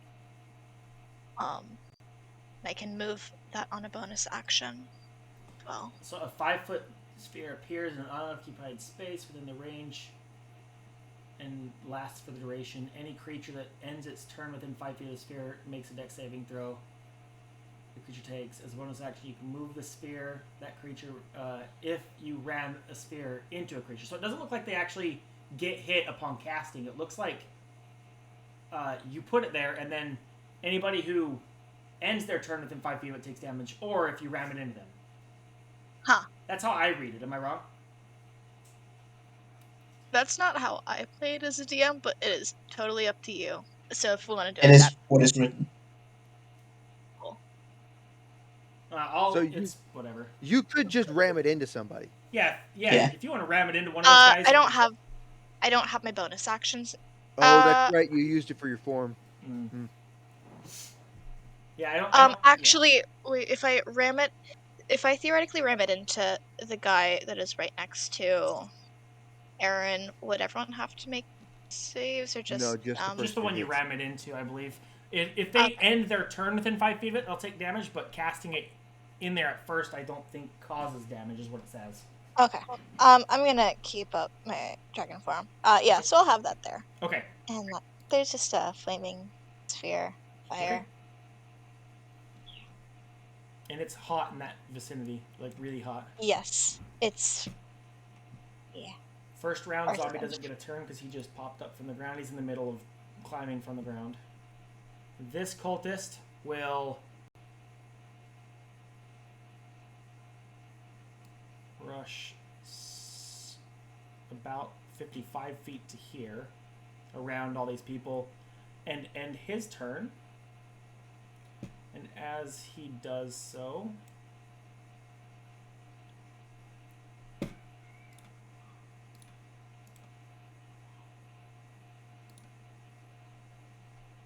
Just saved my wings. Oh well. crawling from the ground, you see another zomboid. And that'll end his turn. And we're back to the top with Aaron. All right. So, right up on some people. One of them's prone. So I'm going to attack the prone guy. Yeah, the one right in front of you laying on the stairs. Yep. So, let's see. So I'm assuming at this point you've equipped the +1 rapier? yeah, Okay, I've good. got a +1 rapier. So Sure. +1 rapier, attack, advantage. I think at 22 hits. It's definitely some contact in there. Right, and so I get sneak attack. Good advantage. So regular damage first, then sneak attack damage. So 12. 12 additional damage to this guy. Okay. You look, he's near death. Okay, and then a little coup de grace. I will go ahead and shoot him with my crossbow if I can. Yep. It does. I know that you're an expert, so you're not. I don't have disadvantage, and I don't have Disadvantage to worry because about of the the loading property. the closeness. But what about the prone? Does the special expert ignore prone?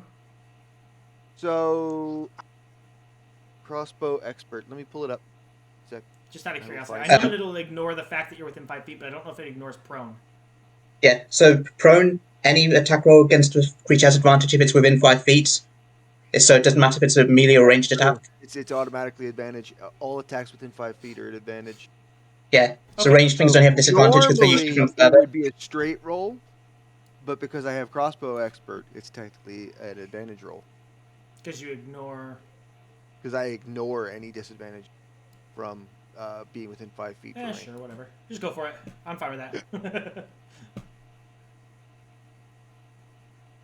Double Yeah, 11. he's shot. Put it. Already 5 points additional damage to him.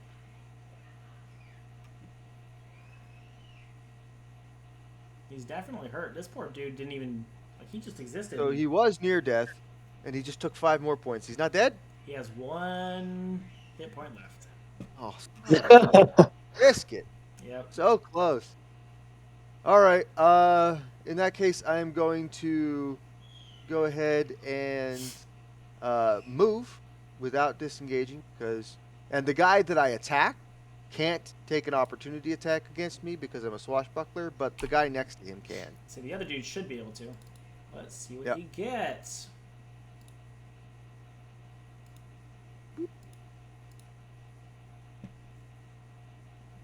That hits.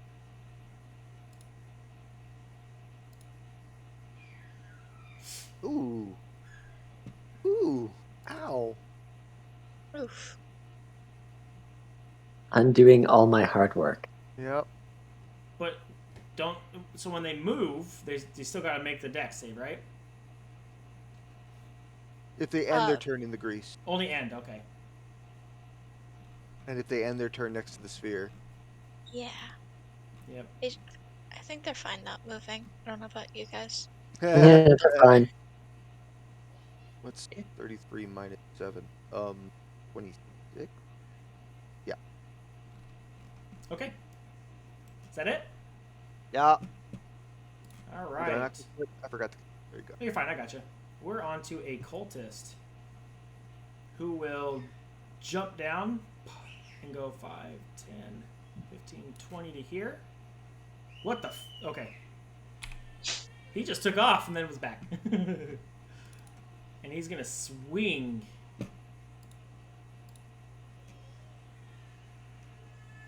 Come on. He's going to swing. Oh, that does it. It was almost the one. Almost the one. There's the one. It's a dice costume. I should have waited for that dice to dissipate. Would have been fine. All right, 1 damage. And that's my concentration for the grease. Okay, that is their turn. The next cultist will rush after you, seeing that they have drawn blood.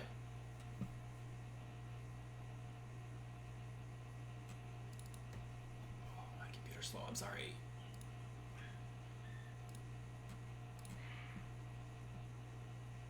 It's a myth. Probably missing? Yep, missed. All right, cool. Yep, and that's his turn.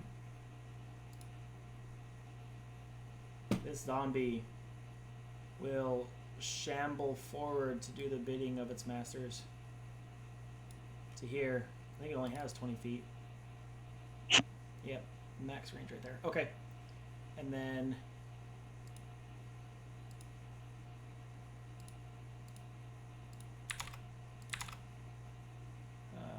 what are you doing, zombie?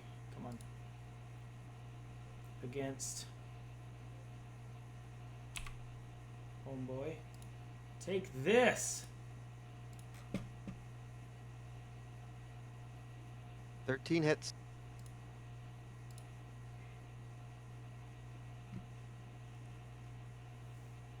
Two. 4 damage.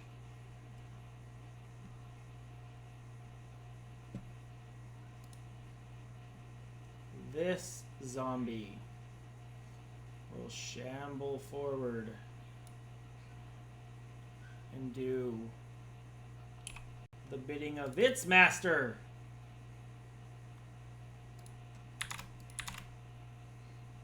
What are you doing? Stop it. I'm trying my best. Hiya, he says, unsuccessfully. Yeah, 10's not gonna do anything. Probably for either of us. It's gonna be this cultist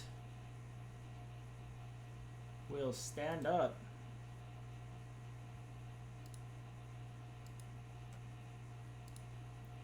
Ugh.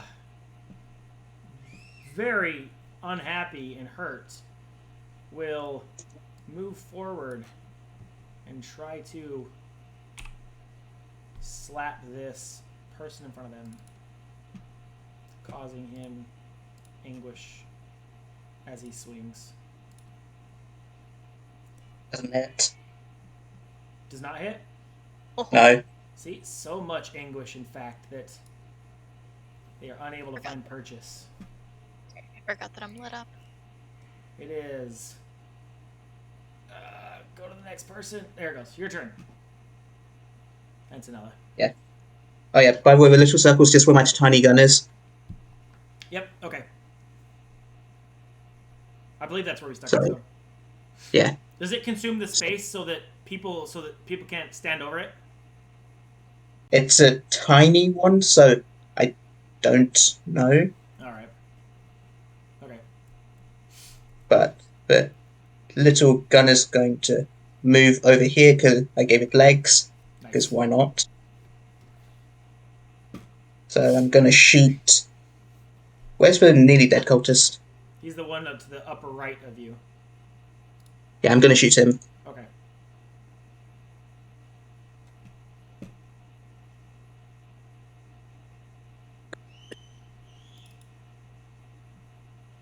$13.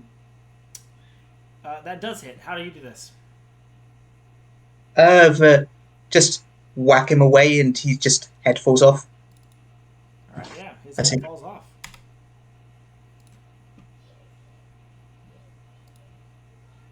And he is dead. Alrighty. And then with my movement, I'm going to Did we hold on? risk. Did we skip a Adarin? No. We didn't. Okay. For No, some he reason. did the blue. He did with He's the after. Okay. I see him on there now. I felt like I was like, man, I thought I saw him. Yeah. Okay. I'm going to risk some opportunity attacks and just walk away over here. That's 4 attacks of opportunity. Yeah. Okay.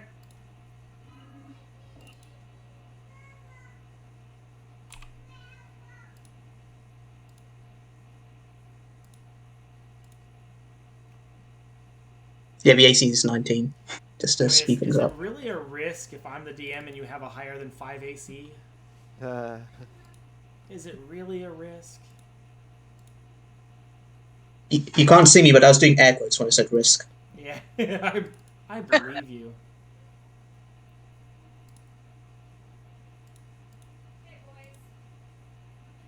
Take this. Oh, Oh, 1 does hit the Yeah. zombie hits you with a slam. for 6 damage. Wow. And the other zombie Oh. Oh, Oh. crits you.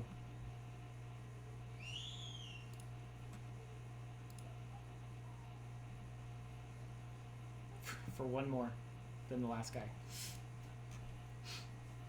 Total 13. All right. yes. Yep. And I still got my action, and I'm going to use it to cast web. Do it. Where are you throwing it? In this space I just vacated. So, It should hit 4 enemies. Is it a... 20-foot square. Oh. Then it'll Oh. actually get this guy here too. Will it? If it's 20 foot, yeah. Oh, yeah. Yeah. So Okay. let me get web up.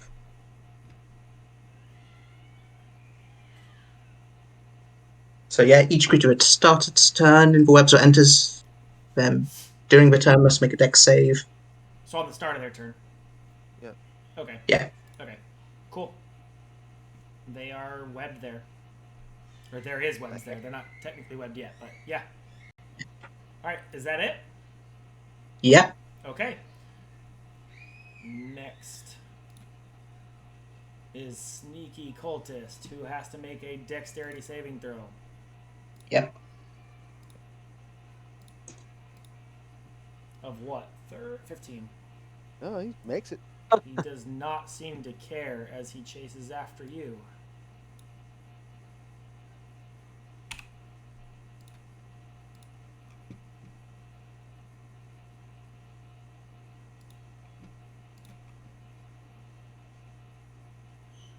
Ah!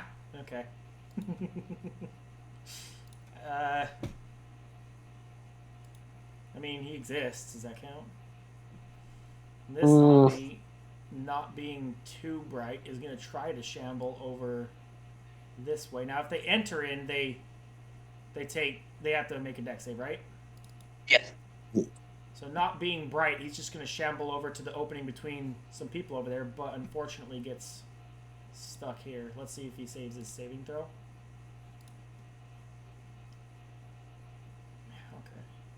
So this zombie is restrained. Yes. He sits here. Let's add Yeah. the Can't move, and any attacks on him have advantage now. restrained. Okay. Dumb zombie. Fucking stupid. Alright. You're up.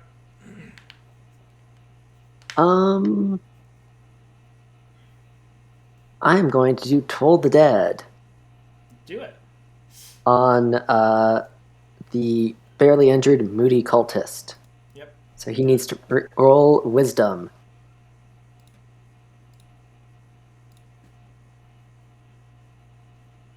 I think that's a failure. Yes, it is a failure. Alright. Alright, and so that's 2d12. Alright.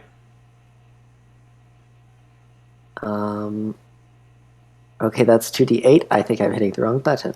No, it should be 2d12. There we go. Well, yeah, there's two different buttons you have to hit, so 8. Okay. They take their damage. And yeah, I'm not going to get closer to that. So that's all I can do. Alright.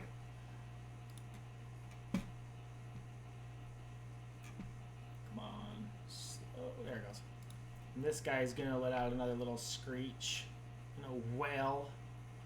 Discomforting and move 30 feet. Well, shit, there's nowhere to go. He'll get to about here before he makes his attempt to get in. So he'll move to about this spot before moving into here. Trying to get closer to everybody. Dex save. Oh yeah, he'll This be would have been great for a fine. fireball. And he's restrained. Is it a 14 to save or 15 to save, right? 15. 15. Yeah. Yeah, somewhere in that range. All right. So he gets to here. Unfortunately, he's also stupid and slow. So he becomes restrained, trying to get into this little clearing. Oops, then I cleared it, so that's important. All right, he's restrained too. And you're up. All right, this is a 20-foot square, right? It is. And what exactly is the effect that's on this 20-foot square again? Restrained if you Web. try to move through it. So specifically webbed. So Yeah. the webs are flammable. Any 5-foot cube of web exposed to fire burns away, dealing 2d4 fire damage to any creature that starts its turn in the fire. Oh, I love that. Especially considering that only, I think, one of them will get the chance to move. So I'm gonna move the bonus action to move that flaming sphere to ram into. Zombo. And it's Zombo right here. Sure, do it. It won't let me. You can't move it. I don't know if I No. can either. We'll just draw a new circle. Yeah. There you go. Thanks. Easy. But to ram it into Zombo right there, Yep. which is, I believe, DC 15 dexterity save. Oh, easy. Easy. And it's disadvantage as well, because Details. they're restrained. disadvantage. Yeah. It's true. It's a good thing Designated. because that's the first time I've passed. Ha!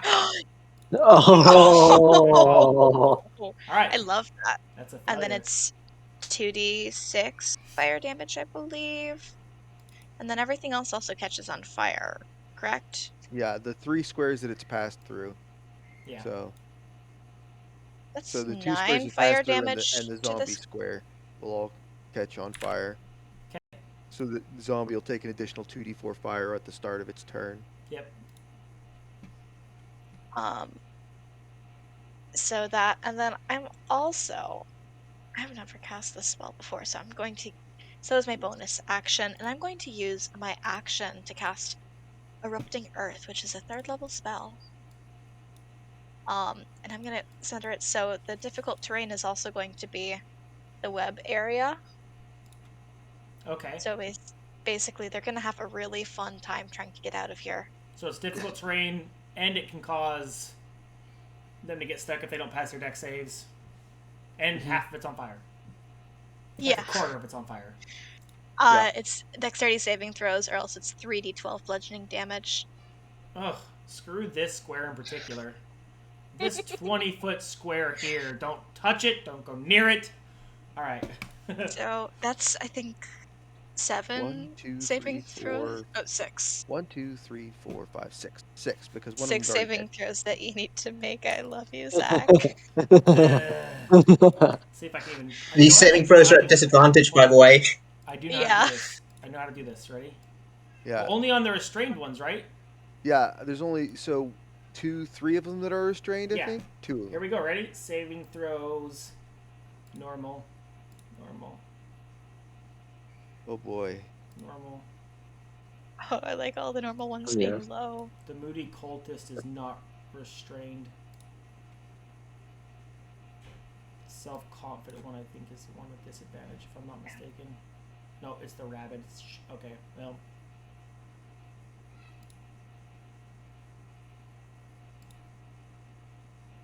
There's the rabid. Okay. Everybody fails. Yeah. Everybody except I do need to re-roll this one. I messed up this one, so let me re-roll this one. Mm-hmm.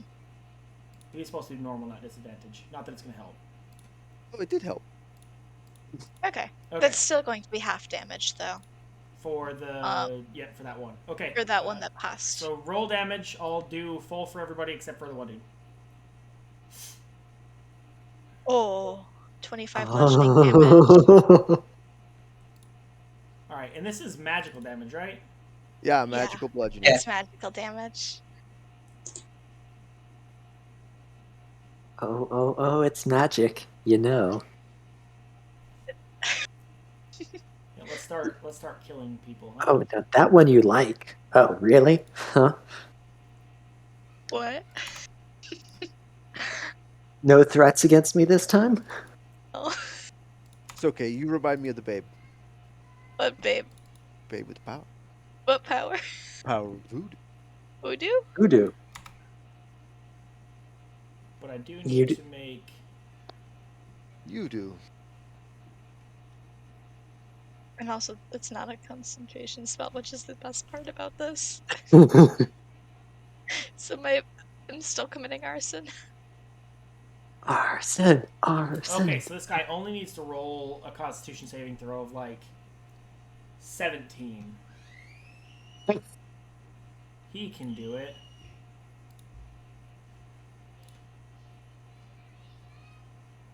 Ha Oh. Not dead! Wait, 1 hit Not point! dead yet. who needed a concentration throw? No, it's the zombies undead fortitude thing. Unfortunately, due to okay. the massive amounts of damage, though, the other zombies can't survive. It's 5+ damage taken. So, Oh boy, oh boy. this is some bullshit.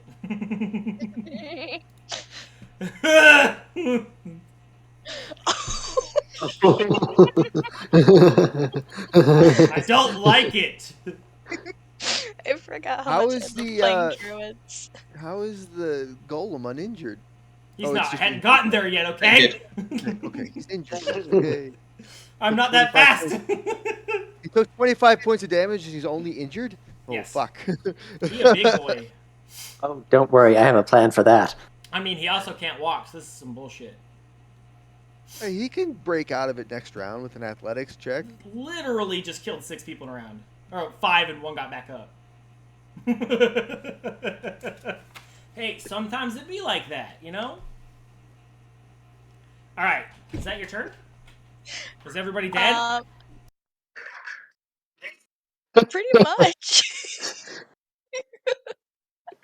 Oh my god. Yeah, that's I don't really want to move. I did bonus action. Yeah, I think that's gonna be it.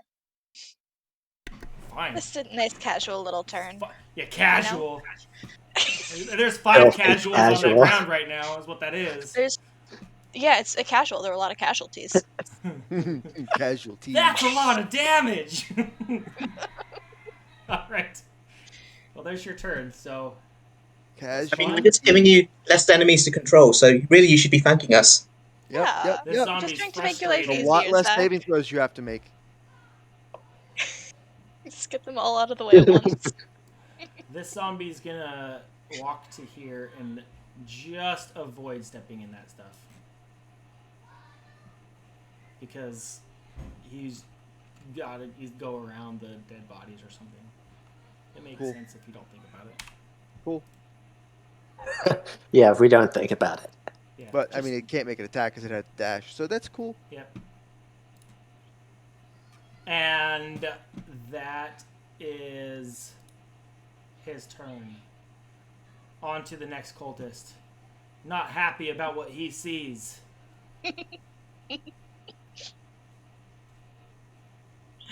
How big of a... Okay. Now, we're going to Try to hit me.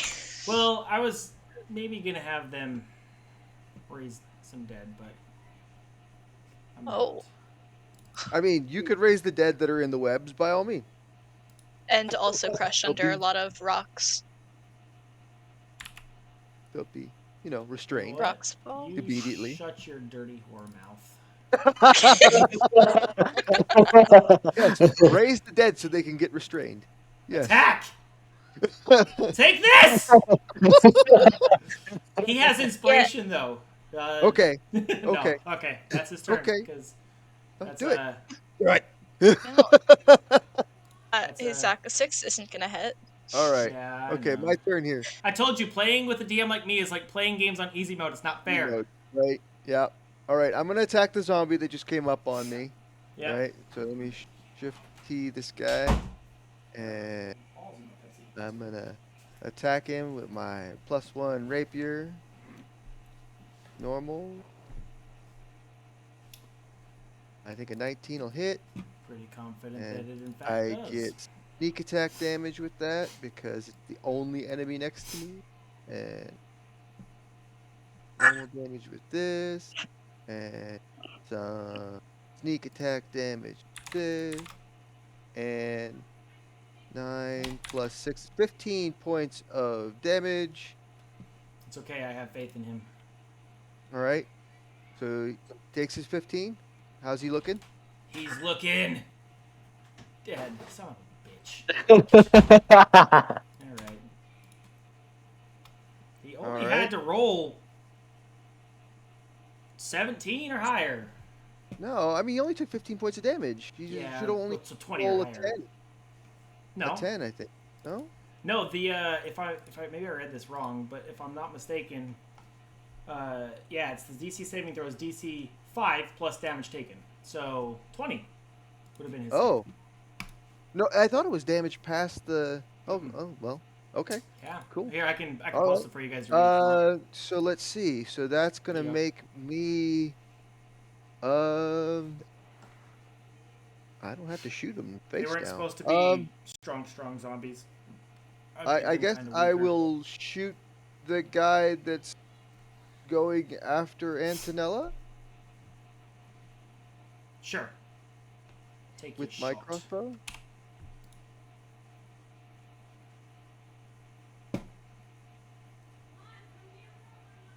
Well, it was a close one. A 19, I think hits. I feel like I've got the perfect way to Three- describe how this battle went. 3 points of damage, and then I will move over. Wrong thing measure.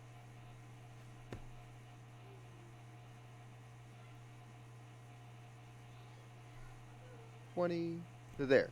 Cool. It was a close fight. You guys would hit sometimes. I would almost hit others. Hey, you got one crit hit off. Yeah, I did get to slap somebody one time in this game.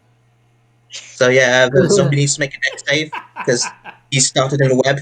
Oh yeah? Bet. I'm getting out of this shit. I'm gonna come slap everybody.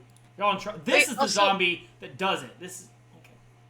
I mean, I hate to Is say it, the but web on fire still? Not where he's standing, but yes, the other web Ah. is. He can't move, but he doesn't need to. He can, yeah, he can reach somebody. He's gonna slap. Mm-hmm. How can he slap? Ah! Oh, It's damage! I hate to break it to you, but restrained enemies have disadvantage on attacks. Prove it. I have the conditions pulled up right now. Pics or it didn't happen. I will send a pic. There's your second attack for disadvantage, so 18. Yeah, if it's at me, 18 will. Yes! I don't care. This is the zombie that does it. This is it. He's gonna turn the tides. Y'all in big trouble now. Either I'm way, shaking in my boots. I'm so And by the way, I don't wear boots. 2 damage! Get shit on! You're trash! Alright, well, I suck. Yeah! You guys got this. I have faith in you.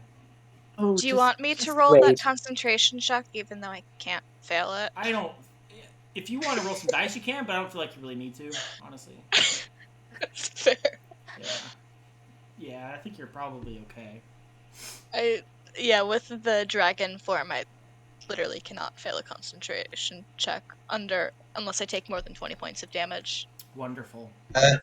So can tiny things occupy the same space as...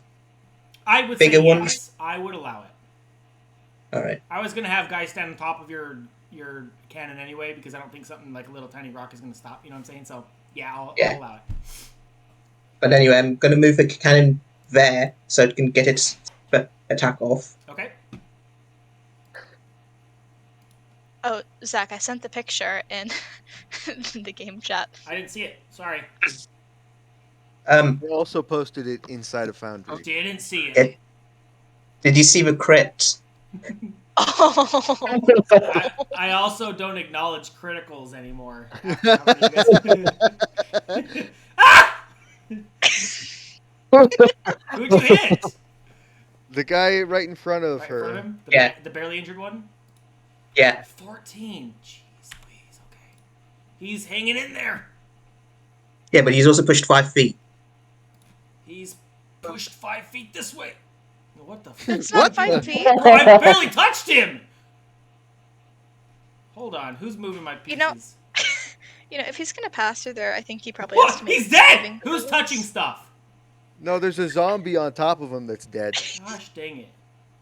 What happened? I barely touched him. Okay.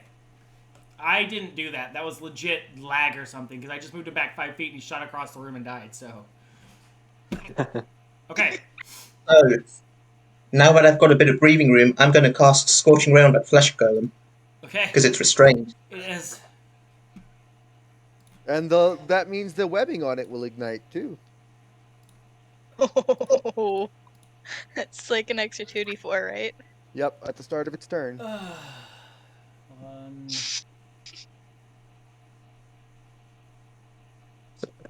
It's 3 scorching rays, 3 Yeah. bolts, right?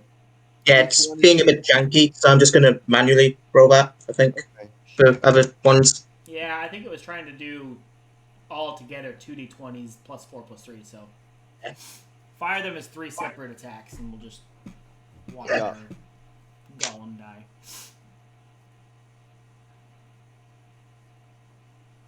Okay, yeah, all of those definitely hit. Well, it did the 2d20s again. It's not rolling them as 1d20s.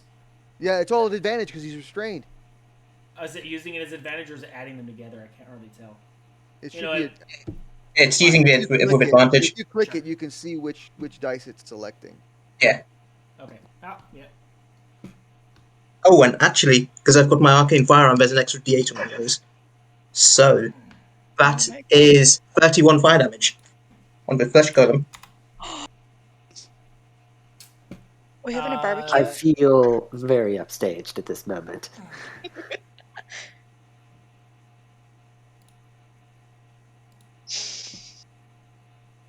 He's loving it. And then I'm going to back away heroically over here out of cultist reach. Okay. It's fine. It's cool. It's my turn. You guys are doing great. I love it. I'm on your side. This is technically me winning So too. the good news, at the start of the flesh golem's turn, it will no longer be restrained. Yes. However, it will take 2d4 fire damage. Oh, it's going to take more damage before that. Don't worry. Oh, cool. I'm All right. trying to lighten the mood. Why is this cultist running? Watch this. Oh, what the?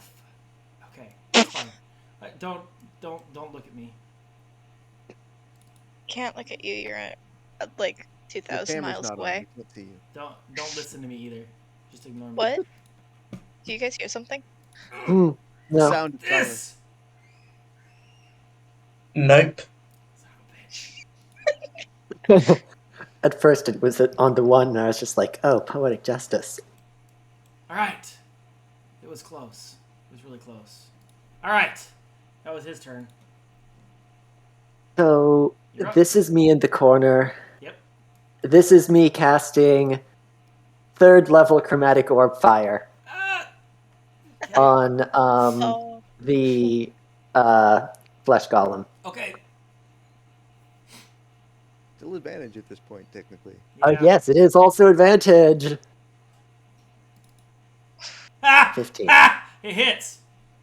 It does? It does. Ooh, His armor class lovely. is really low, like lower than anything on this map. So Okay, then that is...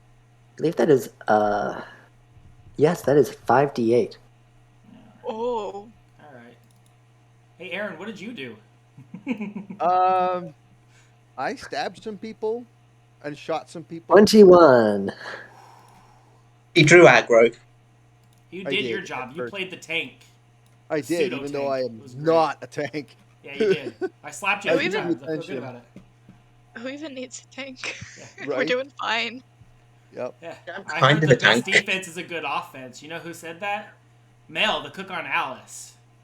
All right, you guys So are. 21 more points of fire Yep. damage to the. And he's to that, lost control. He is screeching and hollering. Is that your turn? And that's my turn. Okay, cool. It's his turn. We're gonna get to do some stuff. Are you ready? 3d4 damage. Yep. Yeah. So roll your damage. 2d4.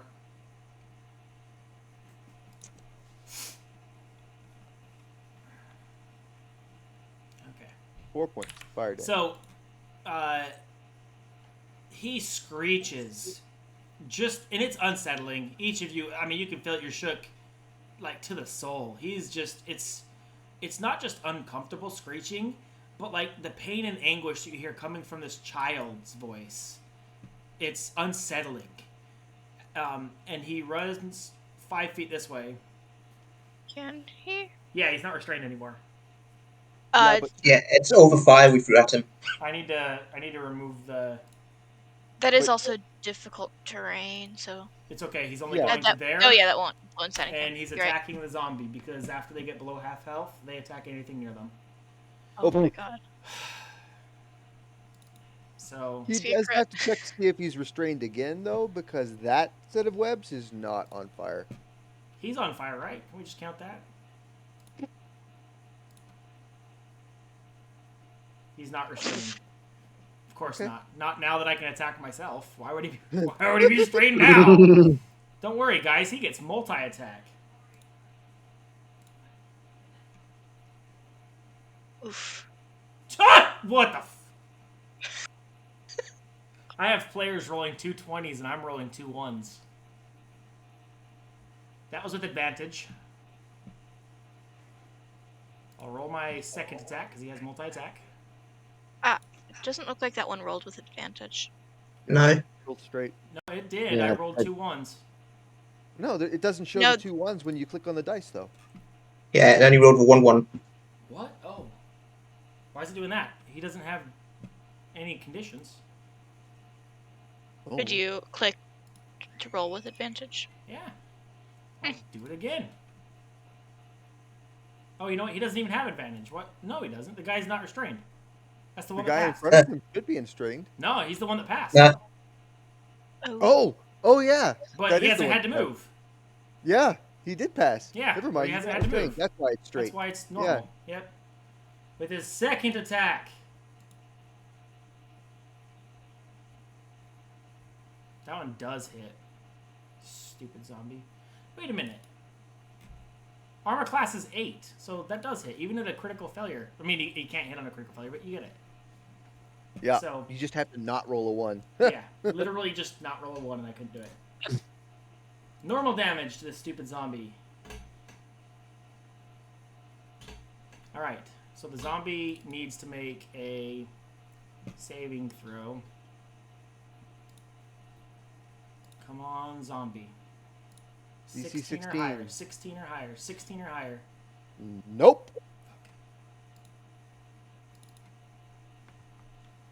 You guys watch as the weird stitched together monster walks up and grabs the zombie and just tears it in half.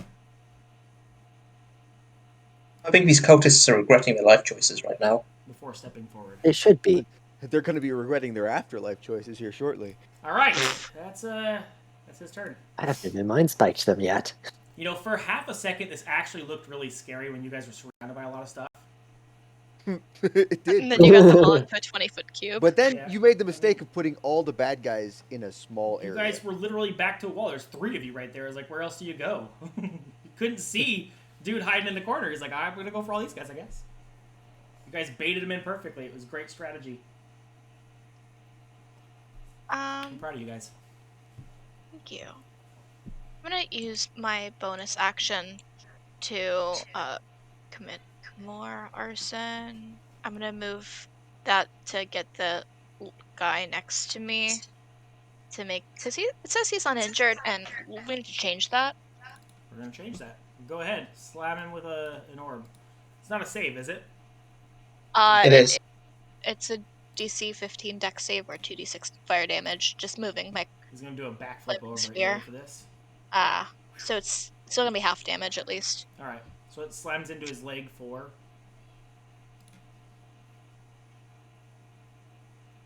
4 damage. Yeah, and just get that. I can't place something, but I want to do it in the pile. Can I just kind of have it above the dead body? Well, no, because that's not a dead body anymore. That's where the flesh golem is. Yeah. So at the earliest, it would be right in front of you. Yep. Well, you can move it up to 30 feet, can't you? Oh, I can, yeah. So just swing it So around you to the could other have side. it on the other side. Yeah. Yeah, if you want to swing Oh, it around no. to the other side like this. I was gonna say, to have it where my little cursor is. There you and go. where Vulcan. It's Yeah, there. thank you. Yep. That, and then, that's badly injured up by Antonella. I am going to cast a guiding bolt up at that guy. Okay. You don't have disadvantage for making a ranged attack with a dude within 5 feet of you, do you? Yeah. You do. Yeah. Unless you have crossbow expert. So you I'm will not. have- No, I'm doing it up at the guy. Right, but if there's somebody, Well, a combatant within Yeah. 5 feet Within of you, 5 feet it of you. imposes disadvantage. Yeah. Yeah, it doesn't matter if it's for targets, which is in 5 feet or not. As long as there's an enemy within 5 feet, it's still a disadvantage. Yeah. Right, you're right. I I'm wouldn't worry about that guy too much, to be honest. Yeah, he's literally fighting your tank right now, so. When he's got a cannon pointed at his back. why did that pop up? No, stop it. There we are. You know what? Shillelagh. I can't. Shillelagh's a bonus action. Oh, it is a bonus. Oh. Son of a gun. You know what then? I should have something that is close range. You have poison spray, right? I do. I was going to say I could do that, or I could just now drop concentration on my flaming sphere and just cast a moonbeam right over this guy right next to me. You want to do that? Yeah. Okay. Well, it's Yeah, behind him, 'cause so we'll just know that Moonbeam is on the guy, but I'll leave that sphere for Moonbeam. yeah, 'cause I don't have to do anything. Okay. With it, On his being turn, next to it'll me. be a save. We throw. Oh, perfect. I was gonna say we throw it up for me so I can see. Yeah. I don't think I should technically. It's just that little 5 foot, so it only should get him.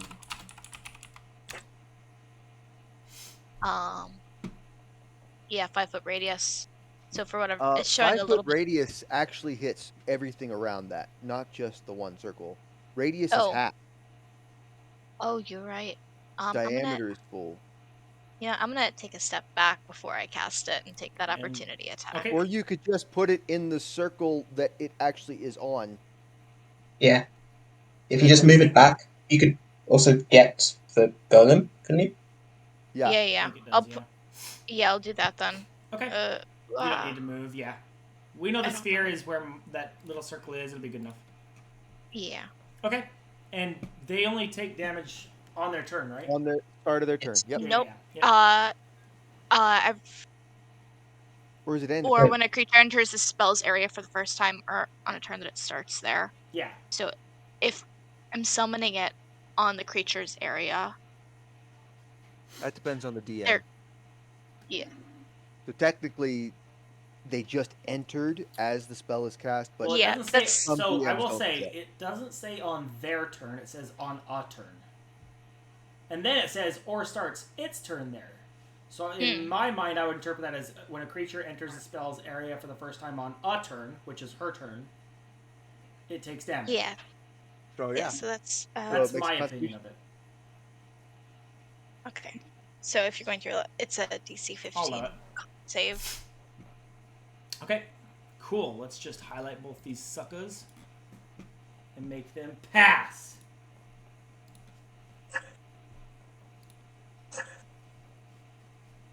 the zombie definitely Oof. passed. Surprising. And- Huh. Wait, why is the zombie rolling? That's not a zombie. That's a cultist. Oh, the zombie's it's a still being cultist. highlighted for some reason in there. Because I just highlighted that zone, but there's a zombie underneath him. Zombie's dead. Let me roll for the cultist one. We'll just go through this real quick. Let's see. Gotcha, saving throw on self-confident. Something can't read. We're just gonna know that the self-confident is a zombie. Okay, and then the zealous flesh golem we don't care about. This guy we do. Here we go.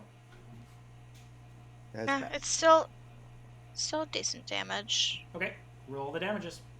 It's still 2d10 radiant halved. So So- 5. Still gonna Five. be not bad. They're not shape changers at all, right? Not that I know of. Okay. There you go. I use my bonus action to get a little bit of extra wham in there. I am going to call that my turn. Okay. It's the cultist's turn. Rage. So it needs another con save because it started its turn in the moonbeam. Yeah.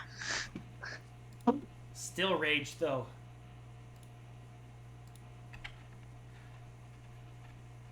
Oh, nice. Uncaring. Yeah, it still is the damage. Still halved. Yeah, half the damage. Yeah. Give it to me. I'm ready. I can take it.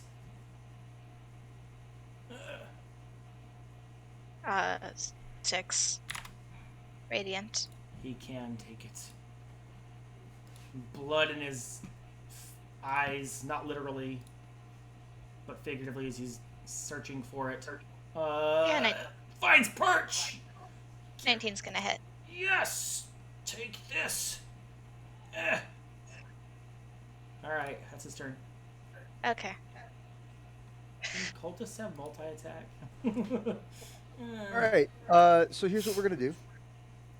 I am going to bonus action hide right there, behind the Sure. stairwell. Give me a So hide, stealth whatever. check? Stealth, yeah. A hide check. A stealth check. Yeah. Seems good enough to me. All right, and then I'm gonna pop out and shoot at the. I can't target him because he's under the dead Or zombie. I'll move him real fast so you can target Yeah. him.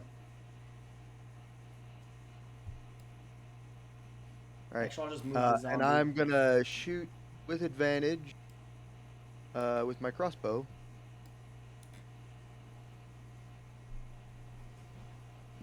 Yeah, that'll hit. 18 to hit. All right, and that's gonna be sneak attack. Damage. Damage. Normal. All right, so 12 points of piercing damage. This is not a magical crossbow, is it? It is not, so it'll probably be halved, whatever the case may be. So- Actually, it slams into the back of this golem, who does not seem phased by it whatsoever. Oh, really? Oh, really? Oh, well. That ends my turn. I do nothing. Yep. Now that we're at like the end of its turn, basically, its non-adamantine physical damage, it ignores. It's For whatever I reason, use skipped Antonella. it is Right. immune. I'm going to take a cannon shot at the cultist in front of me. Okay.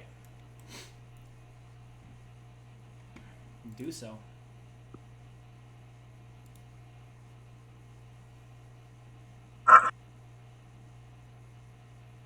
That is 18 hits, I assume. Yep. 9. How do you do it? Just a solid thunk to the leg, and the leg just comes off, and the cultist falls down. Yep. He almost does one of those, like, you know, you've seen the videos of, like, an animal or a human, I don't know, that's been legs swept out from under it, and it does, like, a little flip thing. Does one of those motions as the leg flies off. Then with my action, I'm going to firebolt that flesh golem. Okay. 12. That'll hit. Roll damage.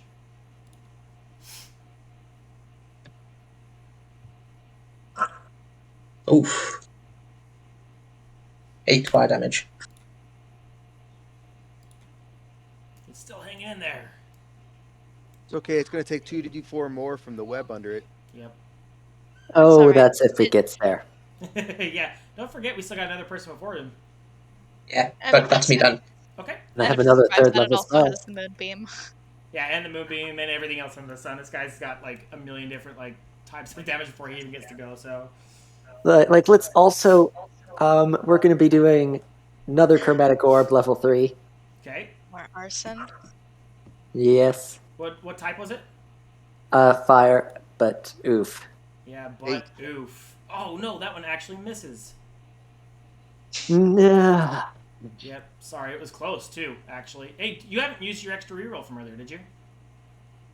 I have a reroll? He had one. The shrine. The luck. I didn't get one from the shrine. Oh, were you the only one that didn't get one? No. I thought. Well, or was that not you only that 2 rolled it? people got it. Wasn't well. There was one person, I can't remember who it was, that I gave for rolling the 2 crits. It's me. You gave that to Okay. Aram. All right. Not me. Never mind then. Shot goes wide. Dang. I'll end my turn. Okay. So it's- So he'll begin his turn and take all the damages. His turn, so 2d4 right away from And the... also a DC caught on 15 fire. con save. Yeah. Let's do the con save first, and then we can describe the damages done. So let's do the con save. let's just do this. He still takes half, right? Mm-hmm. Yeah.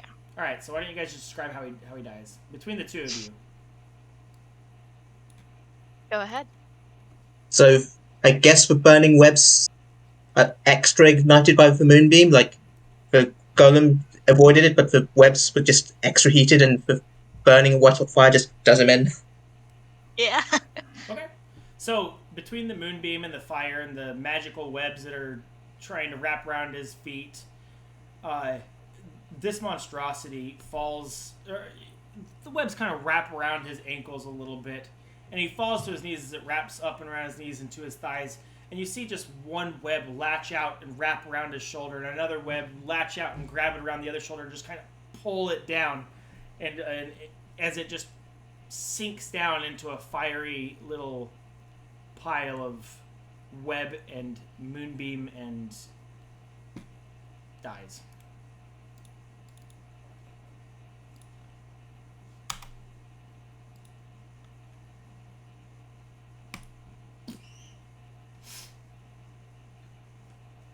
Do we Okay. want to bring back a prisoner? Do we need to bring back anyone alive at this point? Is there anyone left? There's one in front of you, but that's what I'm just Uh. calling. Do we want to bring Uh. back a prisoner? It'll be fine. All right. You're up. Can't be a druid if I don't cast Shillelagh at some point. I cast Shillelagh and then whack and attack. Do it. Oh wait. The Oh, it's yeah. I was gonna say he doesn't begin his turn. You're fine. it the combat tracker is not letting me press up. There we are. Yeah. I'm going to Nice. let me target, since Shillelagh is a bonus action.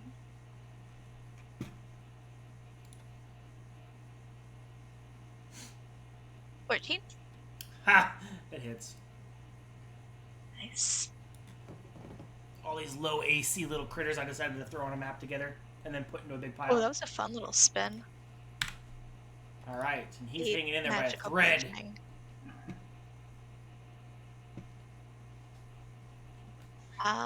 That's my action, bonus action. Yeah, that'll do it, because he's probably about to take some more damage from Moonbeam right now. You hope. He makes a Constitution saving throw.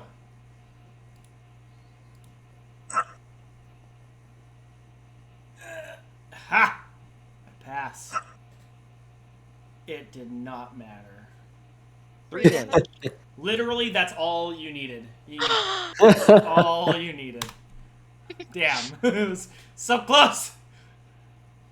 So, you see as you've shillelagh'd him in the head and he stumbles for a second, gathering his mind back, and he looks at you angrily before realizing that he's still standing in the moonbeam.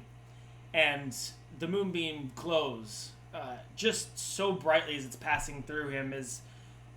It's almost like he jerks his head back to let out a scream in agony, but nothing seems to come out as the light brightens around his form, and the most you can make out is almost a shadow before it just kind of dissipates into smoke and he's gone.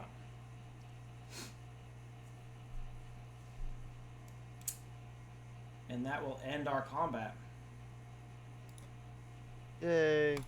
Woo.